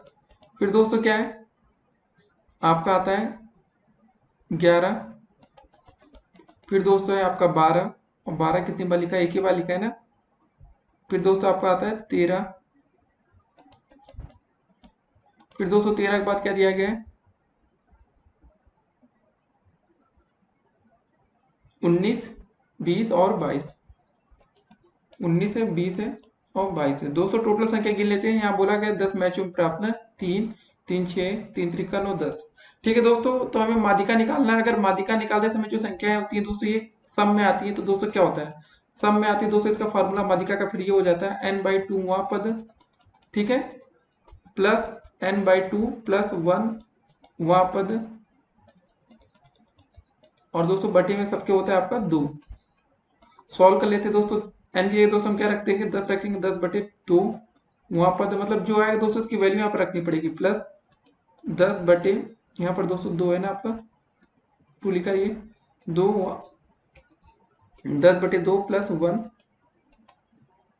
वहां पद, ठीक है दोस्तों। यहाँ बटे में कितना हो जाएगा आपका, टोटल 2 हो जाएगा।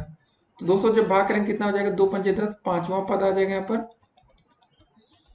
फिर दोस्तों इधर कितना आ जाएगा, 2 पंजे 10, 5 आएगा प्लस 1, 5 1 6 हो जाएगा दोस्तों, 6वां पद, और बटे में दोस्तों आपका टोटल आ जाएगा 2 आएगा। अब दोस्तों चलिए देखते हैं यहाँ पर पांचवा पद क्या क्या है, 1 2 3 4, पांचवा दोस्तों पद 11 है, छठा पद आपका 12 है। दोस्तों जोड़ लेंगे 11 प्लस 12 कितना हो जाएगा आपका, 11 प्लस 12/2, 12 2 1 3 आ जाएगा दोस्तों, और 1 1 2 आएगा ना, कितना आ जाएगा 23/2। और दोस्तों जब भाग करेंगे कितनी बार जाएगा, 2 1 कम 2, 2 1 कम 2, 2 पंजे 10। तो इसका आंसर दोस्तों आपका आ जाएगा 11.5, यही आपका राइट आंसर होगा। चलिए विकल्प में देखते हैं 11.5 दिया है या नहीं। तो दोस्तों आपके विकल्प में दे रखा है डी विकल्प 11.5, ये आपका बिल्कुल सही आंसर है। तो ऐसे क्वेश्चन आपके पेपर में आ सकते हैं माध्यिका से संबंधित, लेकिन दोस्तों याद रखना है जब भी आप माध्यिका निकालें तो आप इसको आरोही या अवरोही क्रम में लिखना ना भूले, या तो बढ़ता हुआ क्रम या तो घटता हुआ क्रम। दोस्तों अगर हम आरोही क्रम में ना लिखते तो दोस्तों देखिए यहाँ पर हमें पांचवा पद और छठवां पद बताना था। तो दोस्तों हम यहाँ पर पांचवा पद क्या लेते, पांचवा तो चलिए हमारा 11 आ जाता, लेकिन छठा पद हमारा 19 हो जाता, तो दोस्तों हमारा प्रश्न गलत होता। तो ये पहला स्टेज है दोस्तों, अगर आप इसको आरोही या अवरोही क्रम में नहीं लिखें तो आपका क्वेश्चन गलत होना श्योर है।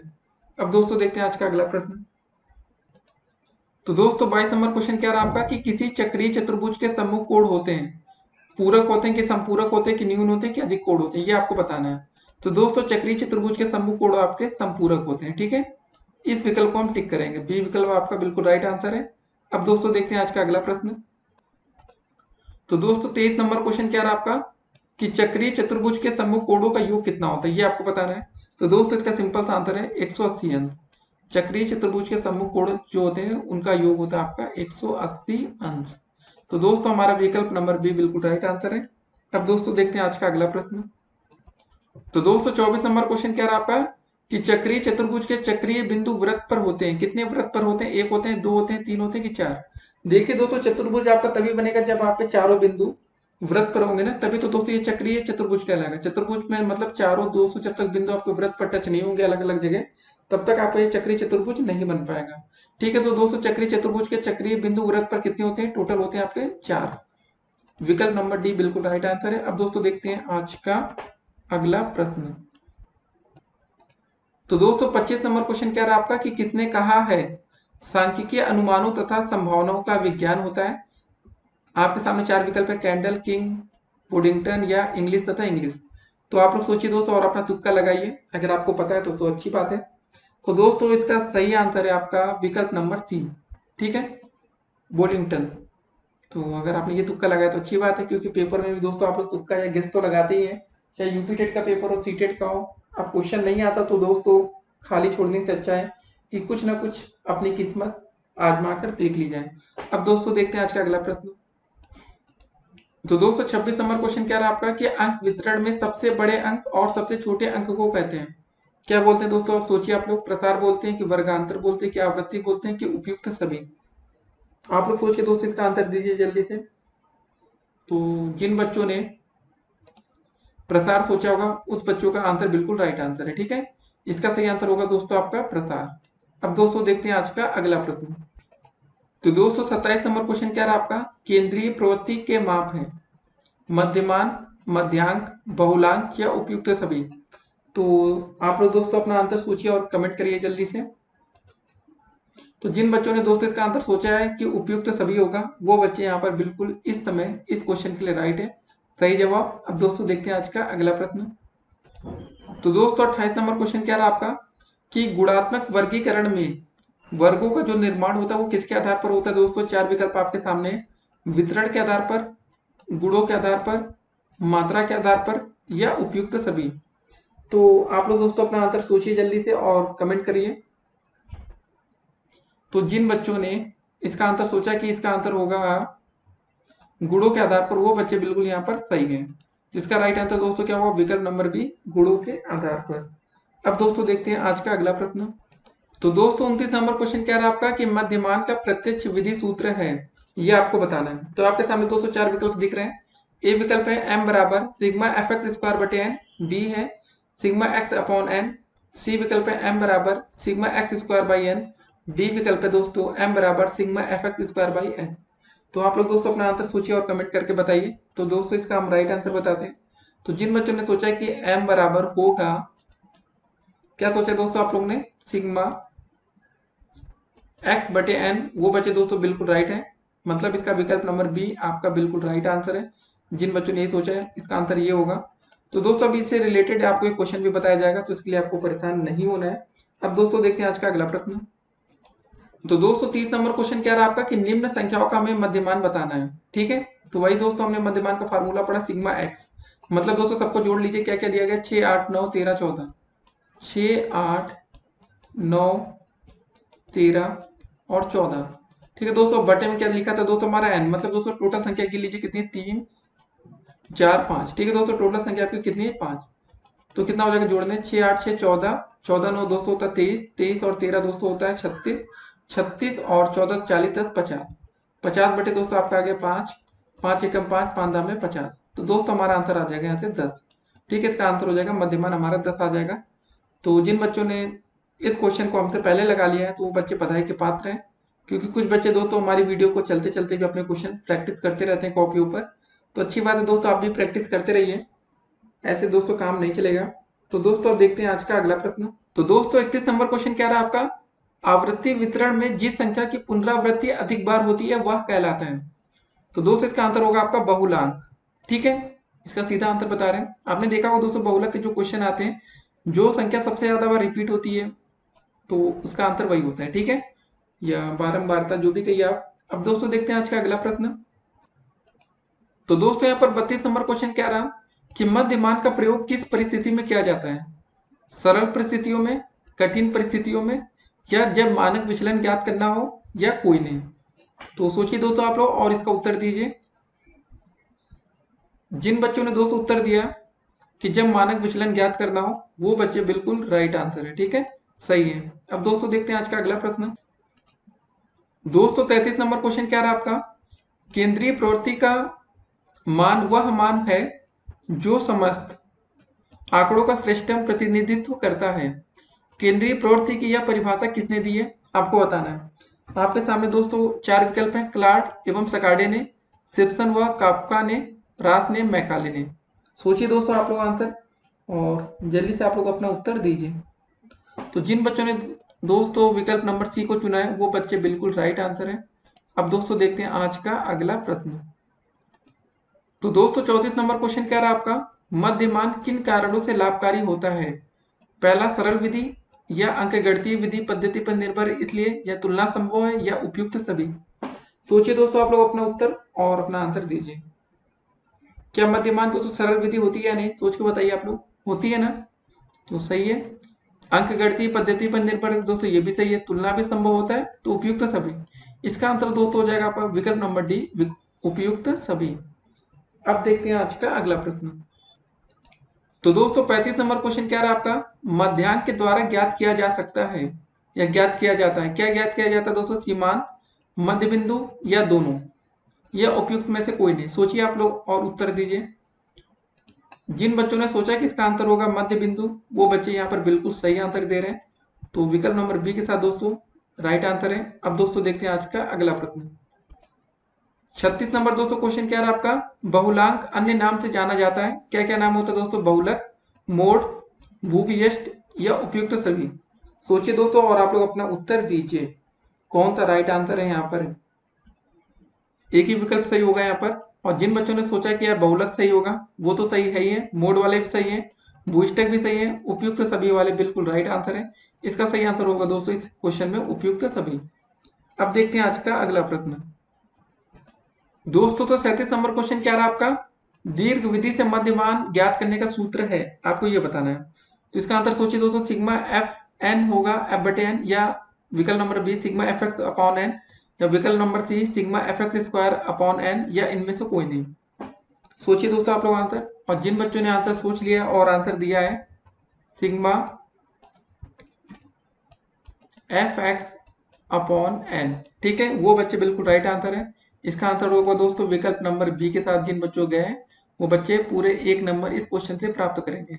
अब देखते हैं आज का अगला। तो दोस्तों 38 नंबर क्वेश्चन क्या रहा आपका, माध्य, माध्यिका एवं बहुलक में आपको संबंध बताना है। तो आपके सामने 4 विकल्प शो हो रहे हैं दोस्तों, तो आप लोग बताइए कौन सा आंसर सही होगा। पहला विकल्प है माध्य माइनस बहुलक गुणे बराबर 3 गुणे माध्य माइनस माध्यिका। दूसरा विकल्प है दोस्तों माध्य गुणे बहुलक बराबर 3 गुणे माध्य माइनस माध्यिका। तीसरा विकल्प है माध्य प्लस बहुलक। चौथा है माध्य माइनस मतलब माध्य भाग्य बहुलक। तो आपके सामने दोस्तों 4 विकल्प हैं, आपको आंसर बताना है। तो जिन बच्चों ने दोस्तों टिक किया है, इसका पहला विकल्प माध्य माइनस बहुलक बराबर 3 गुणे माध्य माइनस माध्यिका, वो बच्चे बिल्कुल राइट आंसर है। ठीक है, इसका सही विकल्प यही होगा, माध्य माइनस बहुलक। याद कर लीजिए दोस्तों, बहुत ही इंपॉर्टेंट क्वेश्चन है ये। क्वेश्चन आपके सुपर टेट में भी आ चुका है, माध्य माइनस बहुलक बराबर 3 गुणे माध्य माइनस माध्यिका। अब देखते हैं दोस्तों आज का अगला प्रश्न। तो दोस्तों 39 नंबर क्वेश्चन क्या रहा आपका कि अव्यवस्थित प्राप्तांकों से मध्यांक की गणना का सूत्र बताइए। तो इसका आंसर दोस्तों 4 विकल्प दिए गए, m बराबर n+1 बटे 2वां पद, या m बराबर n+2 बाई 3 वहां पद, या ये दे रखा है या चौथा विकल्प। तो दोस्तों बताइए आप सही आंसर क्या होगा। तो जिन बच्चों ने दोस्तों अपना आंसर विकल्प नंबर 1 के साथ गए वो बच्चे बिल्कुल राइट है। अव्यवस्थित प्राप्तांकों के मध्यांक की गणना का सूत्र है m बराबर n+1/2 वहां पद। ठीक है, इसको टिक करेंगे दोस्तों, विकल्प नंबर 1 के साथ जाएंगे। अब देखते हैं आज का अगला प्रश्न। तो दोस्तों 40 नंबर क्वेश्चन क्या रहा आपका, किसी कक्षा के 24 शिक्षार्थियों की वर्षों में आयु के आंकड़े हमें निम्नलिखित दिए गए हैं। तो 24 शिक्षार्थी हैं दोस्तों, टोटल बच्चों की संख्या कितनी है यहाँ पर 24 है। ठीक है, और जो आयु दोस्तों में दिया गया वर्षों में 12, 13, 14, 15 और 16।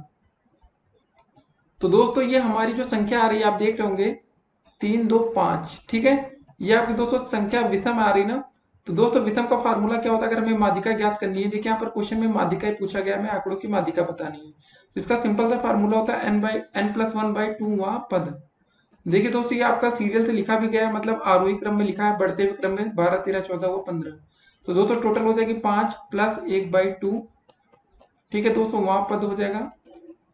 तो दोस्तों हो जाएगा ये 6/2 वहां पद। दोस्तों भाग करेंगे, 2 एकम 2, 2 3 6।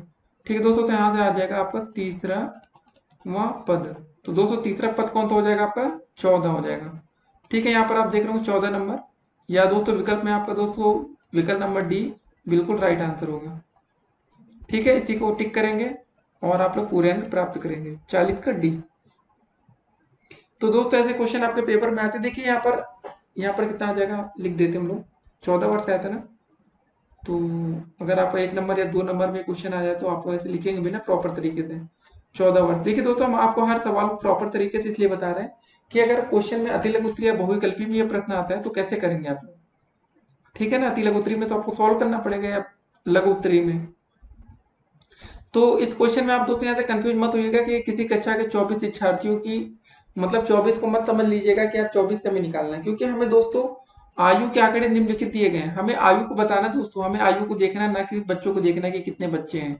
ठीक है, अब देखते हैं आज का अगला प्रश्न। तो दोस्तों 41 नंबर क्वेश्चन क्या रहा आपका कि आंकड़ों 12, 12, 13, 12, 10 का बहुलक होगा।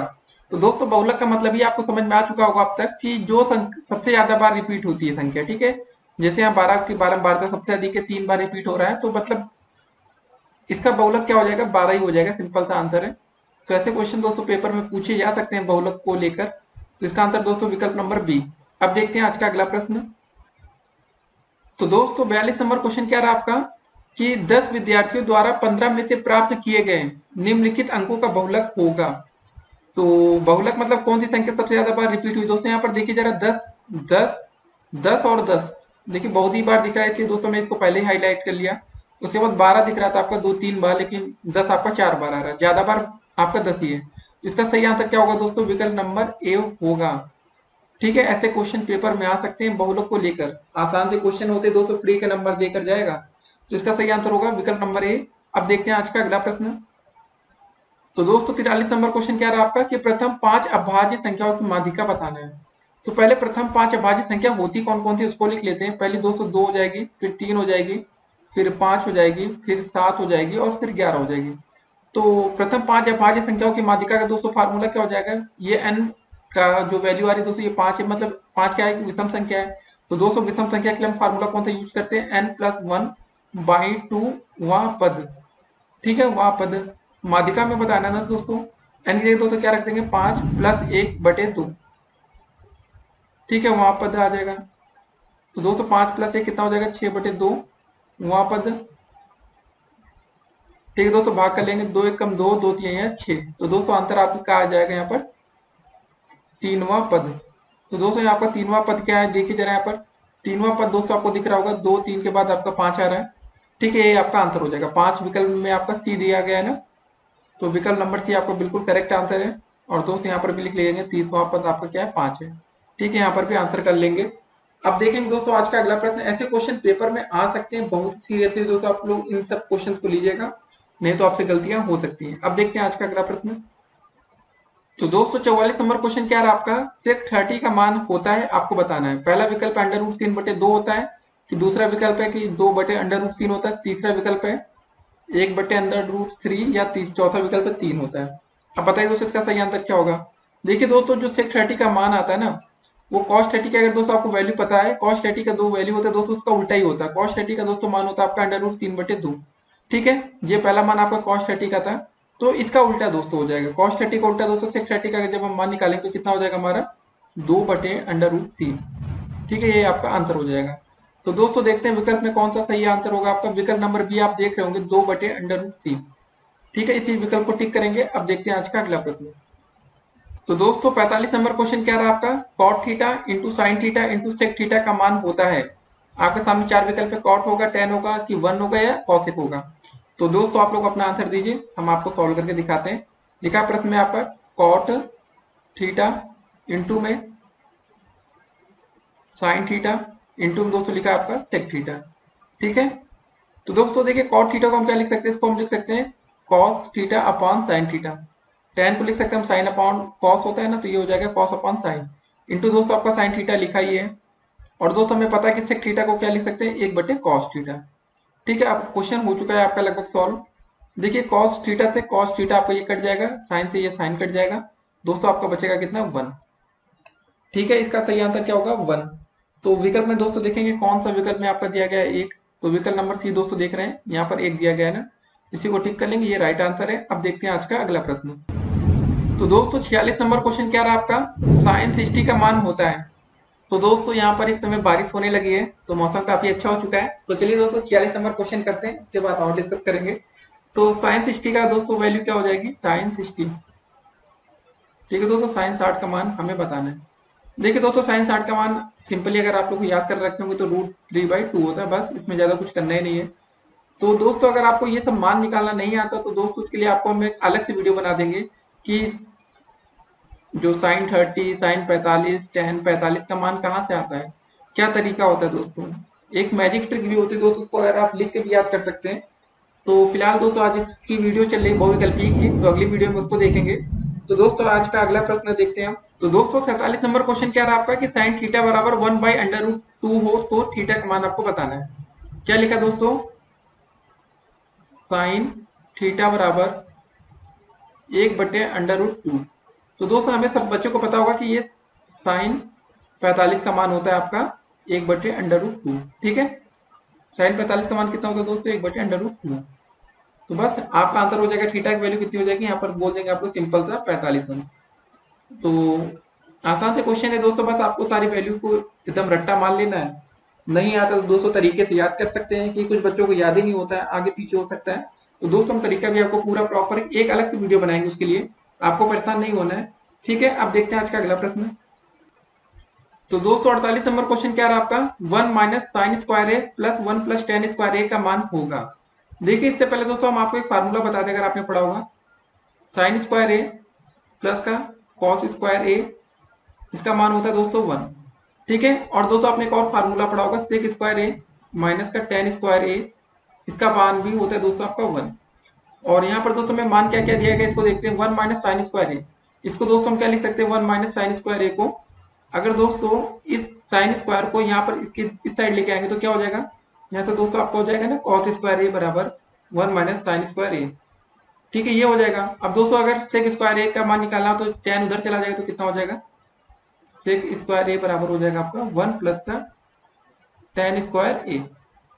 ठीक है, ये हो जाएगा ना। तो दोस्तों 1 माइनस साइन स्क्वायर ए की जगह हम क्या लिख सकते हैं, कॉस स्क्वायर ए लिख सकते हैं। तो लिख लेते हैं कॉस स्क्वायर ए इंटू में 1 प्लस tan स्क्वायर ए की जगह दोस्तों हम क्या लिख सकते हैं, सेक स्क्वायर ए।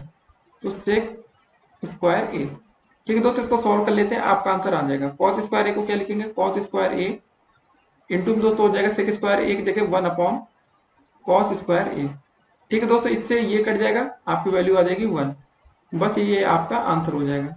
तो ऐसे क्वेश्चन पेपर में आते रहते हैं, तो आपको ध्यान में रखना है, वहीं से भी आपकी कोई गलती नहीं होनी चाहिए। छोटी से छोटी गलती दोस्तों आपका 1 नंबर काट सकती है। और दोस्तों हमें पता है कि 4th सेमेस्टर में किसी बच्चे का बैक आता है तो सबसे दुखद बात होती है। अब देखते हैं आज का अगला प्रश्न। तो दोस्तों 49 नंबर क्वेश्चन क्या रहा आपका कि बेलन के वक्र पृष्ठ का सूत्र होता है।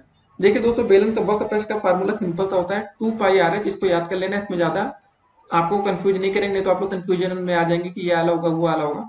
तो क्या होता है इसका फार्मूला सिंपल था 2πr × h। ठीक है, इसको याद कर लीजिए। अब देखते हैं आज का अगला प्रश्न। तो दोस्तों 50 नंबर क्वेश्चन क्या रहा आपका, शंकु की तिरछी ऊंचाई होती है, आपको ये बताना है। पहला विकल्प है दोस्तों एल स्क्वायर बराबर एच प्लस आर, दूसरा विकल्प है H square plus R square, तीसरा विकल्प है एल बराबर अंडर रूट में H square plus R square, या चौथा विकल्प है इनमें से कोई नहीं।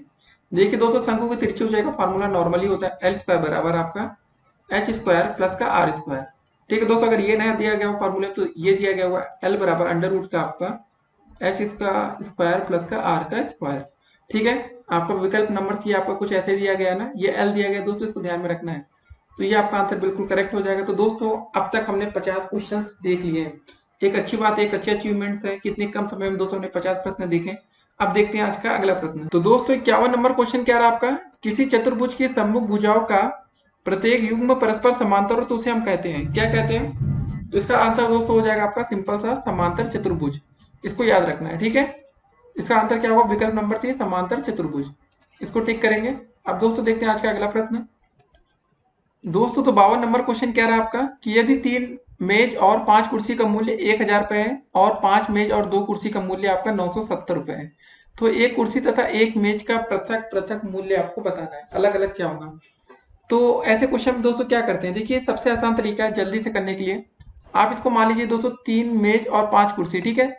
अगर दोस्तों इसको ऐसे मान सकते हैं 3x प्लस 5y बराबर 1000।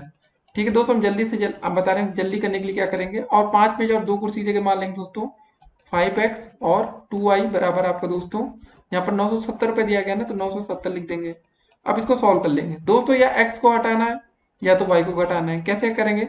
तो दोस्तों यहाँ पर y को इक्वल करके y को काट लेते हैं ना, विलोपन विधि आपने पढ़ा होगा। तो दोस्तों इसको समीकरण नंबर 1 मान लेते हैं, इसको समीकरण नंबर 2 मान लेते हैं। समीकरण एक में 2 से गुणा करेंगे दोस्तों, 2 से गुणा, और दोस्तों समीकरण 2 में क्या करेंगे 5 से गुणा। 2 में अगर हम 5 से गुणा करेंगे तो क्या होगा दोस्तों, देखते हैं क्या क्या निकल के आता है निष्कर्ष। ठीक है, 5 से गुणा करते हैं। तो दोस्तों जब समीकरण 1 में हम 2 से गुणा करेंगे तो कितना हो जाएगा, यहाँ पर 3 दूनी 6x 10y हो जाएगा ना, यहाँ पर 6x प्लस का 10y बराबर दोस्तों आपका 1000 था, तो यहाँ पर हो गया 2000। हमने 2 से गुणा किया, तो समीकरण 2 में दोस्तों हमने कितने गुणा करना है, 5 से करना है। 5 में 25x और 5 दूनी 10y, दोस्तों हो जाएगा 25x प्लस का 10y बराबर 970 में जब 5 से गुणा करें तो कितना हो जाएगा दोस्तों, 5 0 0, 5 7 35 का 5, 5 9 45, 3 48। ठीक है, इतना हो गया। अब दोस्तों क्या करें, इसको सॉल्व करना सिंपल सा, माइनस चिन्ह सब में लगा लेते हैं, घटा लेते हैं, ये कट गया पूरा। दोस्तों 25x में से 6x घटेगा तो माइनस का कितना बचेगा, 19x बराबर दोस्तों आ जाएगा 48, 50 में 2000 घटाएंगे दोस्तों 850 पर लास्ट का बचेगा, यहाँ 2 आगे आ जाएगा, माइनस माइनस चिन्ह दोस्तों कट जाएगा, यहाँ से x की वैल्यू आ जाएगी आपकी 28 50 बटे 19। भाग कर लेंगे दोस्तों, 19 से कम 19, 19 से कम 19, 19 बचे 95 0। तो दोस्तों आपका एक x की वैल्यू आ गई 150। और दोस्तों दूसरी, अगर x का मान आपका समीकरण किसी में भी रख दे, मान लेते हैं समीकरण 2 में या 1 में रख लेते हैं दोस्तों, समीकरण 1 में आप x का मान रखेंगे तो कितना हो जाएगा, 3 गुणे 150 हो जाएगा ना। पहले लिख लेते हैं, अच्छा समीकरण x, समीकरण नंबर 1 मतलब 3x प्लस 5y बराबर 1000। ठीक है, तो दोस्तों हमने x का मान भी कितना निकाला, आपने देखा 150। अगर x का मान यहाँ पर रख देंगे तो कितना हो जाएगा, 3 गुणे 150 रखेंगे x प्लस का 5y बराबर आपका 1000 आ। ठीक है, 3 गुणे 150 मतलब 450 आ जाएगा, प्लस का 5y बराबर आपका 1000। दोस्तों जब 5y बराबर निकालेंगे तो कितना हो जाएगा, 1000 में से 450 इधर जाके घट जाएगा, 1000 में से हम 450 घटा लेंगे दोस्तों, कितना आ जाएगा आपका 550। ठीक है, ये बचा आपका 550 ना, लिख लिया हमने आगे। तो दोस्तों y के मान कैसे निकाल लेंगे हम लोग, 550 बटे 5 कर देंगे। ठीक है, भाग कर लेंगे, कितनी बार जाएगा, 5 एकम 5, 5 एकम 5 0। तो दोस्तों 110 आ गया, तो हमारा मान 110 आ रहा और हमारा मान 150 आ रहा। ठीक है, y का मान 110 और x का मान हमारा आ रहा है 150। ठीक है दोस्तों, 150 और 10 वाला देखते हैं विकल्प कौन सा है, देखते हैं। तो पहला विकल्प दोस्तों देखिए 110 और 150 दिया गया, तो मतलब हमारा राइट आंसर यही होगा। इसको टिक करेंगे दोस्तों। तो ऐसे क्वेश्चन आपके पेपर में पूछे जा सकते हैं, तो आपको तैयार रहना है कि कैसा भी प्रश्न है उसको आप लोग सॉल्व कर सकते हैं। ये तरीका है दोस्तों, और भी तरीके से इस क्वेश्चन को सॉल्व किया जा सकता है, उसको अगली वीडियो में देखेंगे। तो दोस्तों अब देखते हैं आज का अगला प्रश्न। तो दोस्तों 53 नंबर क्वेश्चन क्या रहा आपका, यदि 2 अंकों की एक संख्या की दहाई का अंक इकाई के अंक से 3 कम है, यदि संख्या अंकों की जोड़ की 4 गुनी हो तो वह संख्या क्या होगी, आपको बताना है। तो दोस्तों पहले मान लेते हैं आपका इकाई का अंक आपका x है और दहाई का अंक दोस्तों आपका y है। इकाई माना दोस्तों लिख लेंगे आप लोग, माना इकाई का अंक आपका दोस्तों कितना है, इकाई बराबर आपका x है, दहाई आपका दोस्तों कितना है, y है। ठीक है, मान सकते हैं आप लोग दहाई बराबर y। ठीक है, क्या बोला गया दोस्तों, दहाई का अंक इकाई के अंक से 3 कम है, मतलब y बराबर इकाई के अंक से 3 कम है। ठीक है, तो यहाँ से दोस्तों हम एक मान निकाल सकते हैं, इसको 3 को इधर ले जाए, y को इधर ले आए, x माइनस वाई बराबर दोस्तों आ जाएगा आपका प्लस का 3, समीकरण नंबर 1। अब दोस्तों बोला गया यदि संख्या अंकों की जोड़ की 4 गुनी हो तो वह संख्या होगी। तो दोस्तों संख्या आपकी सिंपल से क्या मानते हैं, 10y प्लस एक्स मान लेते हैं। अंकों की जोड़ की 4 गुनी दोस्तों, मतलब अंक क्या कहते हैं आपके x और y, तो इसकी 4 गुनी ना, इसकी 4 गुनी कर देते, बस हो गया आपका दूसरा समीकरण दोस्तों आपका यही से तैयार हो जाएगा। 10y प्लस का x बराबर दोस्तों अंदर 4 का गुणा हो जाएगा 4x प्लस का 4y। ठीक है दोस्तों, एक काम करते हैं, इधर ही लेके जाते हैं, 4x इधर सबको लेके आते हैं तो कितना हो जाएगा आपका 4x माइनस का x आ जाएगा प्लस का 4y माइनस का 10y बराबर हो जाएगा दोस्तों आपका 0। तो यहाँ से कुछ वैल्यू आ जाएगी 3x माइनस का 6y इक्वल टू 0।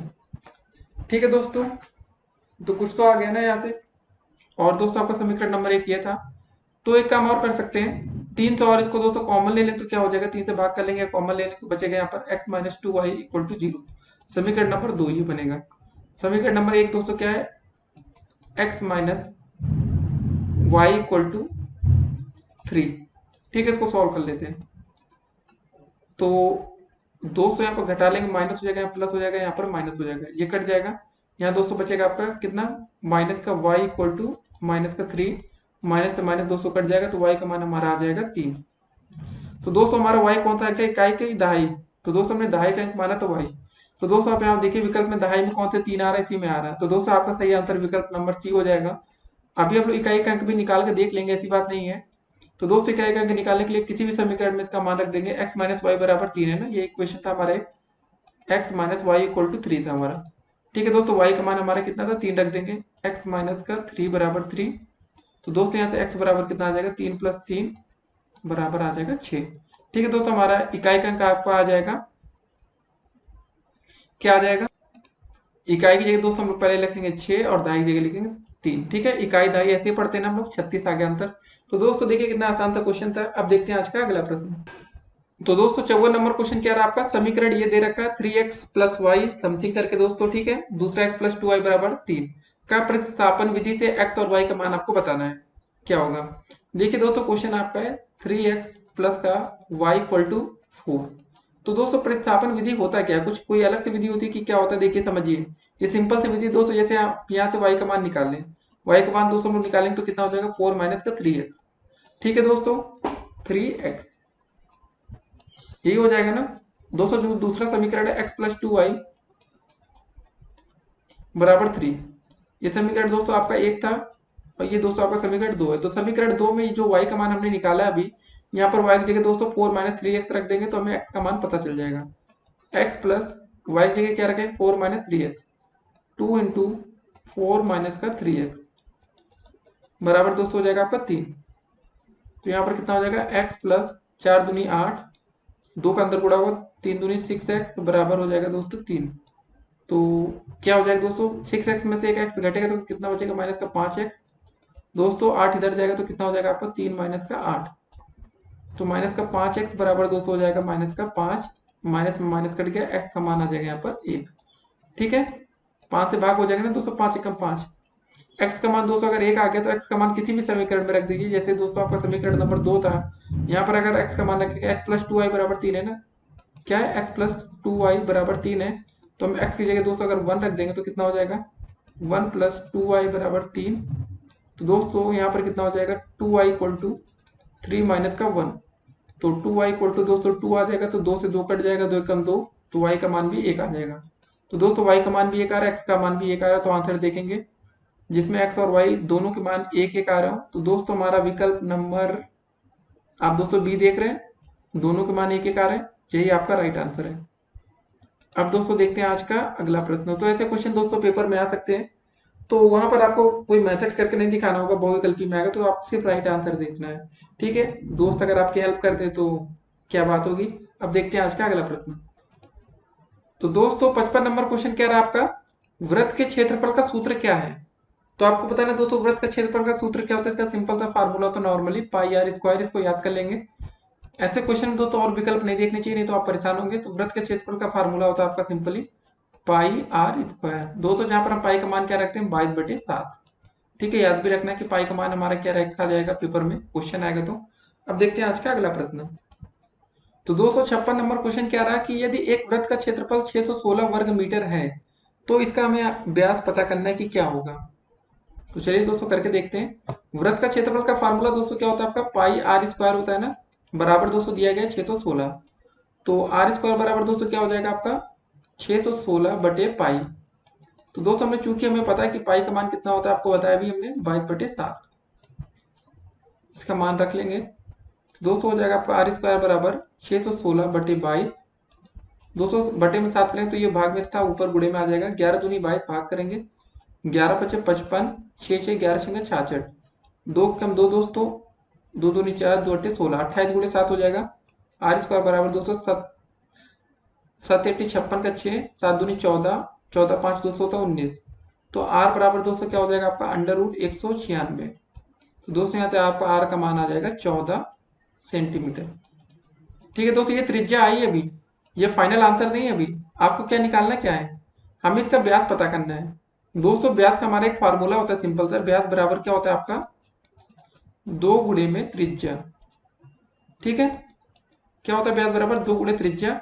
तो दोस्तों 2 और त्रिज्या भी दोस्तों हमने निकाली 14 सेंटीमीटर, तो 2 गुणे 14 बराबर हो जाएगा आपका 28 सेंटीमीटर। तो जो बच्चे भाई जल्दबाजी में रहते हैं, क्वेश्चन पूरा नहीं पढ़ते, तो वो बच्चे यहाँ पर गलती करेंगे और 14 को टिक मार के आएंगे, लेकिन इसका राइट आंसर होगा आपका 28 मीटर। ठीक है दोस्तों, हम लोग यहाँ पर जो इसकी यूनिट लिख रहे थे सेंटीमीटर में, ये सेंटीमीटर में नहीं होगा, यहाँ पर सब मीटर में दिया गया तो भाई मीटर में ही लिखेंगे। वो तो हमने देखा नहीं क्वेश्चन में, तो आपको दोस्तों ध्यान में देना है कि अगर यूनिट अगर आपकी मीटर में है तो सब कुछ आपका जो आंसर आएगा वो मीटर में ही आएगा। ठीक है ना, 28 मीटर।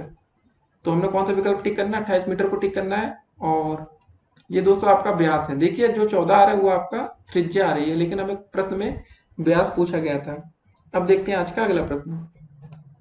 तो दोस्तों 57 नंबर क्वेश्चन क्या रहा आपका कि चतुर्भुज के चारों कोणों का योगफल कितना होता है। तो चतुर्भुज के चारों कोणों का योगफल आपका दोस्तों होता है 360 अंश। यहाँ पर तो ऐसा दिया नहीं गया, लिखा है एक समकोण होता है कि 2 समकोण की 4 की इनमें से कोई नहीं। तो दोस्तों जब 4 समकोण को जोड़ देंगे 90 90 90 और 90, तो दोस्तों आपका बन जाएगा 360 अंश। इसका सही आंसर हो जाएगा आपका 4 समकोण। अब देखते हैं आज का अगला प्रश्न। तो दोस्तों 58 नंबर क्वेश्चन क्या रहा आपका, चतुर्भुज की वे दो भुजाएं जिनका एक उभयनिष्ठ अत्यंत बिंदु होता है, ठीक है, कहलाती हैं, क्या कहलाती हैं दोस्तों, वो कहलाती है आपकी क्रमागत भुजाएं। इसको अच्छे से याद कर लीजिए दोस्तों, क्रमागत भुजाएं। अब दोस्तों देखते हैं आज का अगला प्रश्न। तो दोस्तों 59 नंबर क्वेश्चन क्या रहा आपका कि चतुर्भुज के अंतःकोण होते हैं, कितने होते हैं, 2 होते हैं, 3 होते हैं, 4 होते हैं कि 8 होते हैं, बताइए सोच के आप लोग। तो जो बच्चे सोच रहे हैं कि इसके चतुर्भुज के अंतःकोण आपके 4 होंगे, वो बच्चे बिल्कुल राइट है, यहाँ पर उसका आंसर सही है। ठीक है, अब देखते हैं आज का अगला प्रश्न। तो दोस्तों 60 नंबर क्वेश्चन क्या रहा आपका कि वर्ग की भुजाएं होती हैं, कैसी होती है दोस्तों वर्ग की भुजाएं, सोचिए आप लोग बताइए। केवल 2 सम्मुख भुजाएं बराबर होती है कि सभी बराबर होती है कि सभी असमान होती है कि केवल 2 आसन भुजाएं बराबर होती हैं, सोचिए और आंसर करिए। तो दोस्तों वर्ग की जो होती है ना, सभी भुजाएं आपकी बराबर होती है, इसका आंसर होगा विकल्प नंबर बी, ये आपका बिल्कुल राइट है। तो दोस्तों 61 नंबर क्वेश्चन क्या रहा आपका कि आयत के विकर्ण परस्पर होते हैं, क्या होते हैं दोस्तों, लंब होते हैं कि बराबर होते हैं कि असमान होते हैं कि समांतर होते हैं, आपको ये बताना है। तो आयत के विकर्ण परस्पर दोस्तों आपके होते हैं बराबर, इसको टिक करेंगे। ठीक है, अब देखते हैं आज का अगला प्रश्न। तो दोस्तों 62 नंबर क्वेश्चन क्या रहा आपका कि वर्ग की चारों भुजाएं होती हैं, कैसी होती है दोस्तों, आप बताइए। असमान होती है कि समान होती है कि तिरछी होती है कि केवल 2 भुजाएं समान होती हैं, सोचिए और बताइए इसका आंसर। तो जो बच्चे बता रहे हैं कि इसका आंसर समान होगा, वो बच्चे बिल्कुल राइट बोल रहे हैं। अब देखते हैं आज का अगला प्रश्न। तो दोस्तों 63 नंबर क्वेश्चन क्या रहा आपका, समांतर चतुर्भुज के सम्मुख कोण होते हैं, कैसे होते हैं बताइए सोचिए, बराबर होते हैं क्या, समान होते हैं कि समकोण होते हैं कि विपक्षी होते हैं। 63 का क्या आंसर होगा, तो समांतर चतुर्भुज के जो सम्मुख कोण होते हैं ना वो बराबर होते हैं, इसका आंसर होगा विकल्प नंबर ए। अब देखते हैं आज का अगला प्रश्न। तो दोस्तों 64 नंबर कुछ अलग क्वेश्चन है कि चतुर्भुज के प्रकार हैं, समलंब चतुर्भुज, समांतर चतुर्भुज, समचतुर्भुज या उपरोक्त सभी। तो दोस्तों जो चतुर्भुज के ये प्रकार दिखा रहे हैं, क्या ये सभी चतुर्भुज हैं कि अलग अलग हैं, क्या चीज है? तो दोस्तों देखिए, सभी के साथ अगर चतुर्भुज लिखा है तो वो तो ऑटोमेटिक चतुर्भुज होगा ही ना, तो इसका आंसर होगा आपका उपरोक्त सभी। अब देखते हैं आज का अगला प्रश्न। तो दोस्तों अब बात होती है 65 नंबर क्वेश्चन में कि आयत एक चतुर्भुज है, कैसा है? समलंब है कि समांतर है कि समचतुर्भुज है या इनमें से कोई नहीं? तो दोस्तों अगर हम आयत की बात करें तो एक ये समांतर चतुर्भुज भी कह सकते हैं। ठीक है, समलंब तो बिल्कुल अलग हो जाएगा, सम भी अलग हो जाएगा, तो इसका आंसर होगा विकल्प नंबर बी। अब देखते हैं आज का अगला प्रश्न। तो दोस्तों 66 नंबर क्वेश्चन क्या है कि समांतर चतुर्भुज के सभी अंतःकोणों का योगफल होता है, कितना होता है? 90 अंश होता है कि 240 होता है कि 270 होता है कि 360 होता है? सोचिए और दोस्तों बताइए इसका आंसर क्या होगा। तो जिन बच्चों के मन में आ रहा है कि इसका आंसर 360 अंश होगा, वो बच्चे बिल्कुल राइट है। ठीक है, अब देखते हैं आज का अगला प्रश्न। तो दोस्तों 67 क्वेश्चन नंबर क्या रहा आपका कि समचतुर्भुज के कोण होते हैं, कैसे होते हैं? बराबर होते हैं, समान होते हैं कि समकोण होते हैं कि सम्मुख कोण बराबर होते हैं? क्या होता है 67 में? तो दोस्तों जो समचतुर्भुज होता है ना, इसके सम्मुख कोण बराबर होते हैं। विकल्प नंबर डी आपका राइट आंसर है। अब देखते हैं आज का अगला प्रश्न। तो दोस्तों 68 नंबर क्वेश्चन क्या रहा आपका कि 27/8 का घनमूल होगा। तो वैसे दोस्तों ये प्रश्न ऐसा आपका कुछ पेपर में आया था कि 3 सहित 3/8 का घनमूल क्या होगा। देखिए दोस्तों इसको सॉल्व कर लेंगे तो कैसे गुणा करते हैं। पहले गुणा होता है आपका दोस्तों 8 गुणे 3 प्लस का ऊपर दोस्तों जो था इसको उसको भी जोड़ लेते हैं, ठीक, ऊपर वाला बटे 8 लिख देते हैं। तो 8 3 24 3 27/8। इसका घनमूल दोस्तों क्या हो जाएगा, जब इसका इस क्यूब रूट करेंगे तो दोस्तों आ जाएगा आपका अंडर रूट में जो क्यूब रूट है दोस्तों 27 को हम क्या लिख सकते हैं, 3 को 3 बार लिख सकते हैं ना, 3 त्रिक का 9 त्रिक 27 बटे में दोस्तों 2 गुणे 2 गुणे 2, दोस्तों आपका आ जाएगा कुछ 3/2। ठीक है, इसका आंसर आ जाएगा आपका 3/2। तो जो बच्चों ने विकल्प नंबर सी को लग रहा था उनको सही होगा, तो वो बच्चे बिल्कुल राइट है। अब दोस्तों देखते हैं आज का अगला प्रश्न। दोस्तों तो 69 नंबर क्वेश्चन क्या रहा आपका कि एक वर्ग का विकर्ण 5√2 सेंटीमीटर हो तो वर्ग की भुजा होगी। देखिए दोस्तों वर्ग का विकर्ण का फार्मूला होता है √2 इंटू ए, या भुजा कहते हैं दोस्तों, और हमें दोस्तों विकर्ण दिया गया है 5√2। ठीक है दोस्तों, √2 से √2 कट जाएगा, ए बराबर आपका आ जाएगा 5 सेंटीमीटर। ठीक है, बस सिंपल सा क्वेश्चन था, कितना आसान था ना, कितना था दोस्तों, ये ए लिखा है ना। तो इसका सही आंसर दोस्तों क्या हो जाएगा आपका 5 सेंटीमीटर, विकल्प नंबर बी। लेकिन अगर आपको फार्मूला दोस्तों इसका नहीं याद है तो आप इस प्रश्न को नहीं कर पाएंगे, याद रखिए। 69 का दोस्तों जो हमारा सही आंसर होगा वो क्या हो जाएगा दोस्तों आपका 5 सेंटीमीटर। ठीक है, वर्ग का विकर्ण का फार्मूला लिख लीजिएगा कि वर्ग का विकर्ण बराबर दोस्तों होता है √2 इंटू में ए लिखिए दोस्तों, या √2 ए को दोस्तों हम लोग क्या बोलते हैं, भुजा बोलते हैं। ठीक है, √2 गुणे भुजा, तो इसको याद रखिएगा। अब देखते हैं आज का अगला प्रश्न। तो दोस्तों 70 नंबर क्वेश्चन कह रहा है आपका कि किसी वर्ग की अगर भुजा 25 सेंटीमीटर है तो हमें इसका परिमाप बताना है।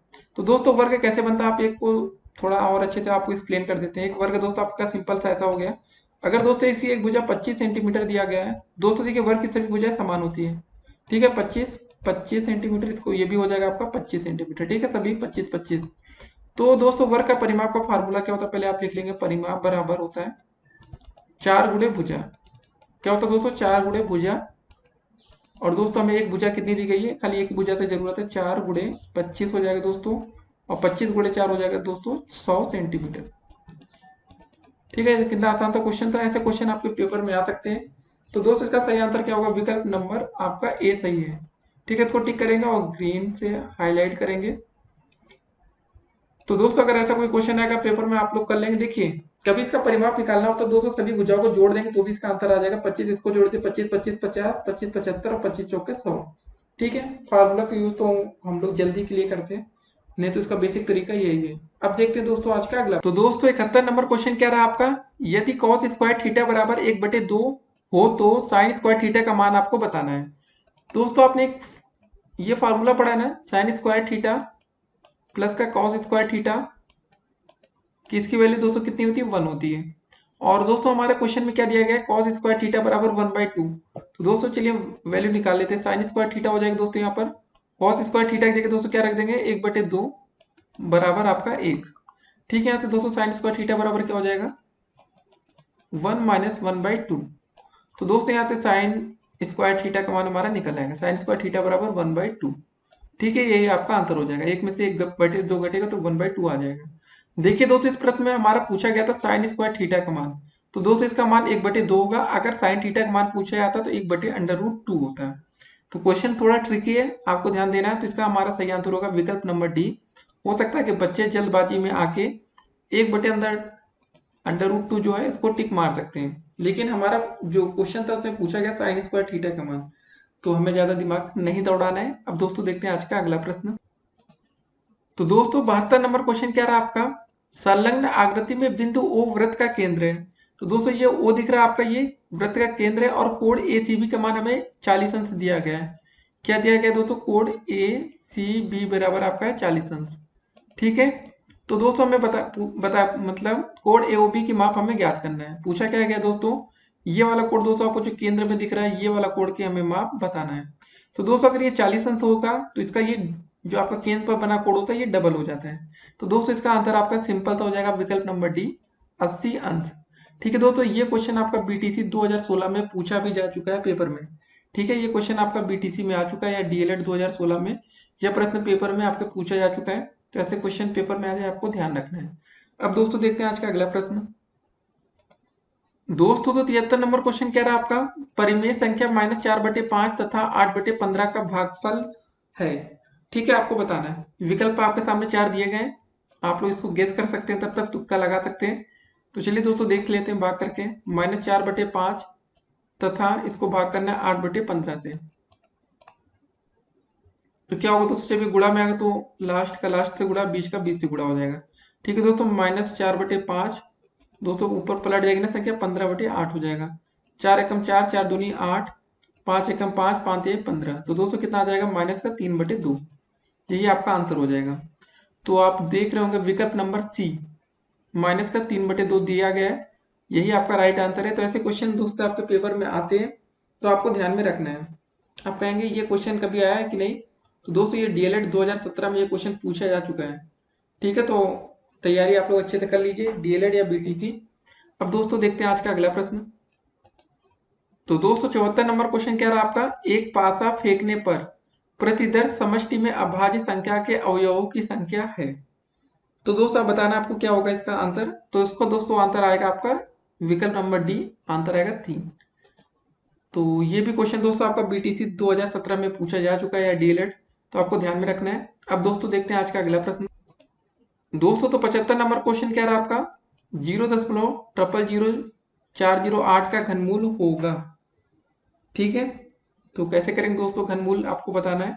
तो लिखा है दोस्तों 0.00008।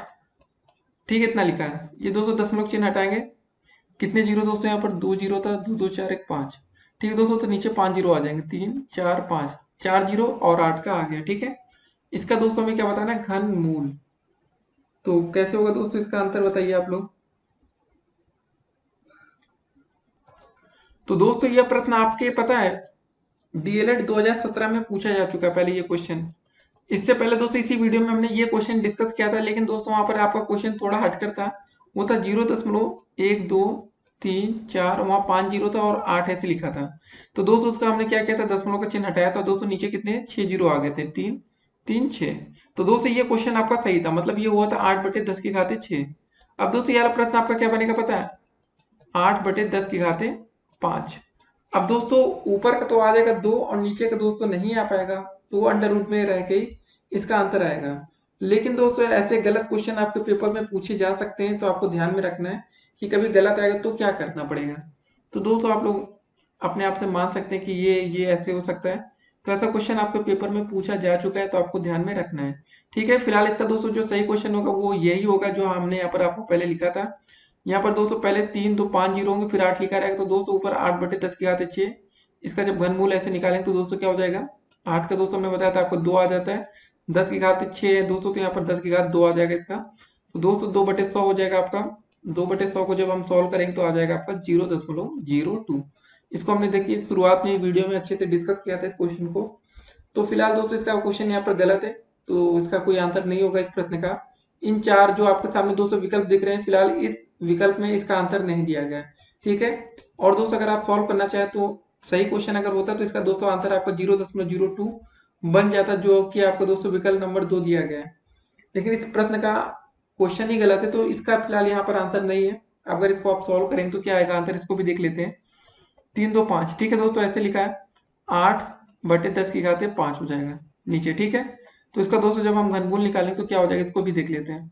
जो काफी बच्चे कहेंगे सर ने बताया नहीं, तो हो जाएगा दोस्तों ऐसा कुछ। आपका 8 का घनमूल दोस्तों 2 बाहर आ जाएगा, नीचे एक 10 आपका बाहर आएगा दोस्तों, और आपका घनमूल के अंदर रहेगा √10 में 3, ये 10 का स्क्वायर या 100 लिख सकते हैं इसको अंदर। तो दोस्तों 2/10 को आप ऐसे लिख दीजिए 0.2, आपका अंडर रूट घनमूल में आपका 100 रहेगा, और बाहर ऐसे 3 लिखा रहेगा। यही आप इसको आंसर कर सकते हैं। तो ऐसा फिलहाल विकल्प तो दिया नहीं गया है। ऐसे क्वेश्चन गलत कभी कभी पेपर में आपके पूछ लिए जाते हैं। अब दोस्तों देखते हैं आज का अगला प्रश्न। तो दोस्तों 76 नंबर क्वेश्चन क्या रहा आपका, आइए देखते हैं। sin 30/cos 60 का मान आपको बताना है। क्या लिखा दोस्तों, sin 30 बटे में cos 60 का मान दोस्तों आपको बताना है, ठीक है। तो दोस्तों sin 30 का मान होता है आपका 1/2, और cos 60 का मान भी दोस्तों होता है आपका 1/2। तो बस 1/2 से 1/2 कट गया, बचेगा कितना दोस्तों, ये, यही आपका आंसर हो जाएगा। आसान था क्वेश्चन था। तो इसका राइट आंसर दोस्तों क्या हो जाएगा, विकल्प नंबर ए। तो ये क्वेश्चन भी दोस्तों आपके पेपर में पूछा जा चुका है, तो मतलब ये क्वेश्चन भी आपके लिए इंपॉर्टेंट हो सकता है। तो ऐसे प्रश्न मतलब बीटीसी या डीएलएड में आपके आ सकते हैं। 2017 का आया हुआ ये क्वेश्चन है। तो दोस्तों ऐसे क्वेश्चन को आपको ध्यान से पढ़ाई करना है। अब दोस्तों देखते हैं आज का अगला प्रश्न। तो दोस्तों 77 नंबर क्वेश्चन क्या था, 77, समीकरण 5x बराबर y और 2x प्लस y बराबर 7 के हल में y का मान दोस्तों आपको बताना है कि यहाँ से y का मान क्या निकल कर आएगा। दोस्तों सबसे पहले आपको दिया गया 5x बराबर y, ठीक है। तो एक काम कर सकते हैं हम लोग, यहाँ से x का मान निकाल लेते हैं। x बराबर दोस्तों आ जाएगा आपका y/5, ठीक है। इसको समीकरण 1 मान लेते हैं थोड़ी देर के लिए। और दोस्तों यहाँ पर दिया गया आपका क्वेश्चन में 2x प्लस का y बराबर 7, ठीक है। तो यहाँ पर दोस्तों समीकरण 1 से इसको समीकरण 2 मान लेते हैं।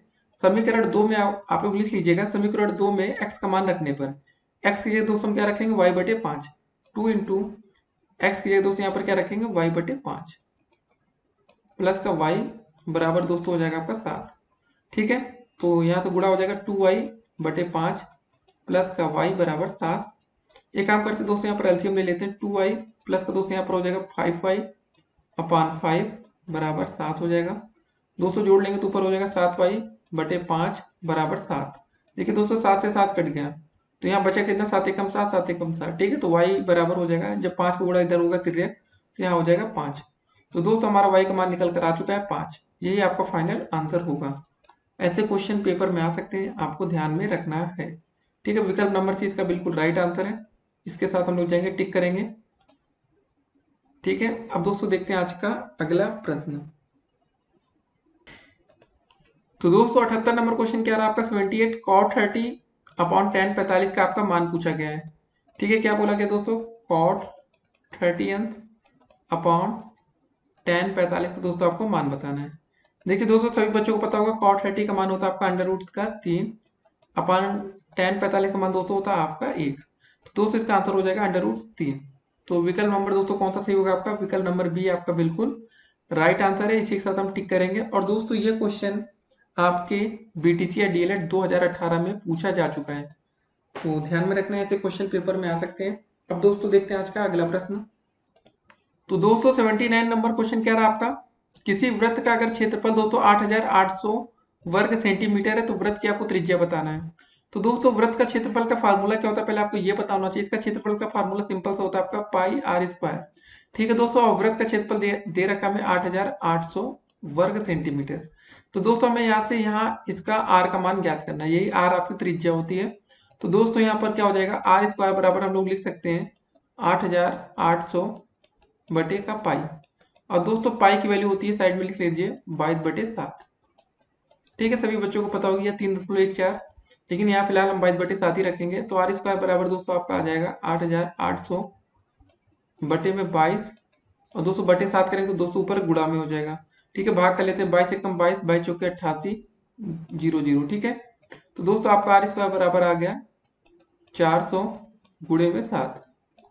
तो r बराबर दोस्तों क्या हो जाएगा आपका √400 गुणे 7। दोस्तों हम लोग 400 को क्या लिख सकते हैं, जरा सोचिए, जरा आप लोग बताइए।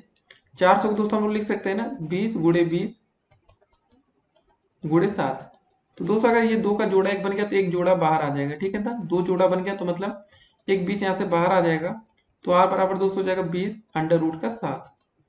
ये आपका सेंटीमीटर में आंसर आएगा ना, यही आपका आंसर हो जाएगा। तो ऐसे क्वेश्चन पेपर में आपको पूछे जा सकते हैं, आपको तैयार रहना है। तो आपका फाइनल आंसर होगा 20 अंडर रूट 7 सेंटीमीटर। ठीक है, विकल्प नंबर डी के साथ जाएंगे, आप इसको टिक करेंगे। ये आपका बिल्कुल राइट आंसर है। अगर आप इसकी अच्छी तैयारी करें दोस्तों तो आपको मजा आएगा ऐसे क्वेश्चन करने में, क्योंकि दोस्तों यह प्रश्न भी आपका बीटीसी या डीएलएड 2018 में पूछा जा चुका है। अब दोस्तों देखते हैं आज का अगला प्रश्न। तो दोस्तों 80 नंबर क्वेश्चन क्या रहा आपका, ये देखते हैं। 2x² माइनस एक्स माइनस 1 बराबर 0 के हल होंगे, ये आपको बताना है। क्वेश्चन क्या है, 2x², ठीक है, माइनस एक्स माइनस 1 बराबर 0 के हल होंगे। तो दोस्तों सिंपल सा तरीका है, हमने आपको बताया कि ऐसे क्वेश्चन आए तो क्या करेंगे, पहले और लास्ट का गुणा करेंगे, कितना हो जाएगा 2 एकम 2। और दोस्तों आप ये चिन्ह देख रहे होंगे यहाँ पर माइनस वाला, तो मतलब जो हमारा आंसर आएगा यहाँ पर जो x का कॉफिशिएंट या गुणा क्या है दोस्तों, क्या 1 है ना। तो दोस्तों घटाने पर एक आए, 2 एकम 2 करेंगे दोस्तों, 2 गुणे 1 मतलब 2 आ जाएगा, और 2 में से 1 घटाएंगे दोस्तों तो कितना आ जाएगा 1। तो दोस्तों ये संख्या हमें प्राप्त हो रही है। तो मतलब 2x² करेंगे माइनस का 2x प्लस का x, ठीक है, माइनस का 1। देखिए दोस्तों -2x में से प्लस का x घटाएंगे तो कितना बचेगा माइनस का x, तो इसको सेटिस्फाई करेगा। अब दोस्तों यहाँ पर कॉमन लेने वाली बात आ गई, 2x कॉमन ले लेंगे तो दोस्तों बचेगा कितना आपका x माइनस का 1। दोस्तों यहाँ पर प्लस का 1 कॉमन ले लेंगे तो बचेगा आपका x माइनस का 1 बराबर आपका 0। अब दोस्तों देखिए दोनों ब्रैकेट में आपका x माइनस 1 यहाँ भी दिख रहा है, x माइनस 1 यहाँ भी दिख रहा है। अब x माइनस 1 को ही हम कॉमन क्यों ना ले लें, इसको ही कॉमन ले लेते हैं हम। x माइनस 1 दोस्तों कॉमन लेते ही आपका बचा कितना, आपका 2x प्लस का 1 बचेगा, ठीक है, बराबर आपका 0। तो दोस्तों एक बार इसको 0 के बराबर रख के देखते हैं और एक बार इसको 0 के बराबर रख के देखते हैं, तो हमें x की वैल्यू प्राप्त हो जाएगी। x माइनस 1 बराबर दोस्तों अगर आप 0 रखते हैं तो हमें x बराबर 1 मिलता है। अब दोस्तों यहाँ पर देखेंगे 2x प्लस 1 बराबर अगर हम 0 रखते हैं तो दोस्तों यहाँ पे क्या हो जाएगा, 2x बराबर आपका आ गया माइनस का 1 और x का मान आ जाएगा माइनस का 1/2। तो दोस्तों आपके दो आंसर आ जाएंगे, तो x बराबर आप ऐसे लिख सकते हैं 1 और माइनस का 1/2। यही आपका फाइनल आंसर होगा, इसी को आंसर करके टिक करेंगे, 1 और 1/2 माइनस का।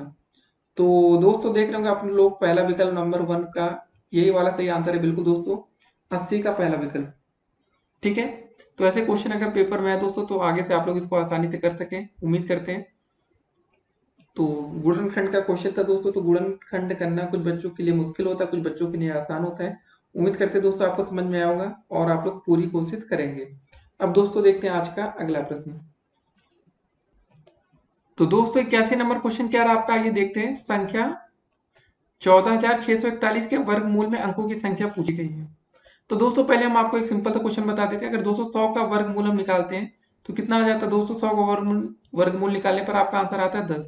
तो दोस्तों इसमें 10 में अंकों की संख्या कितनी हो जाएगी, इसका आंसर हो जाएगा 2। ठीक है, वैसे दोस्तों बोला गया आपका 14,641 का वर्गमूल दोस्तों निकालना पहले, तो कितना आ जाएगा दोस्तों, वर्गमूल निकाल लेंगे तो दोस्तों 14,641 फिलहाल आपका 121 का वर्गमूल होता है। ठीक है दोस्तों, और इसमें अंकों की संख्या कितनी हो जाएगी, कितने अंक गिन लीजिए, 1 2 3। तो दोस्तों आपको अंकों की संख्या आ जाएगा 3, यही आपका आंसर हो जाएगा। अब दोस्तों आपके मन में एक सवाल आ रहा होगा, यार कैसे याद करेंगे कि अब ये आंसर कैसे आएगा। तो दोस्तों आपको देखिए थोड़ा बहुत गेस करना पड़ेगा, क्योंकि अब तो कोई तरीका हो नहीं सकता दोस्तों, या तो आप लोग इसके फैक्टर करने की कोशिश करिए जिसमें आपका काफी समय लग जाएगा। तो दोस्तों अगर आप लोग ऐसे चाहें तो एक और काम कर सकते हैं, 14,641 ना, इसके आप फैक्टर करिए। पहले अगर दोस्तों आप 11 से भाग करें तो कितनी बार जाएगा, 11 एकम 11। ठीक है दोस्तों, यहाँ 3 और 6 बचा, 11 तिहाई 33, 3 11 तिहाई 33, 11 एकम 11। ठीक है दोस्तों, फिर दोस्तों आप 11 से भाग कर सकते हैं, 11 एकम 11, 2 और 3, 11 दूनी 22, 11 एकम 11।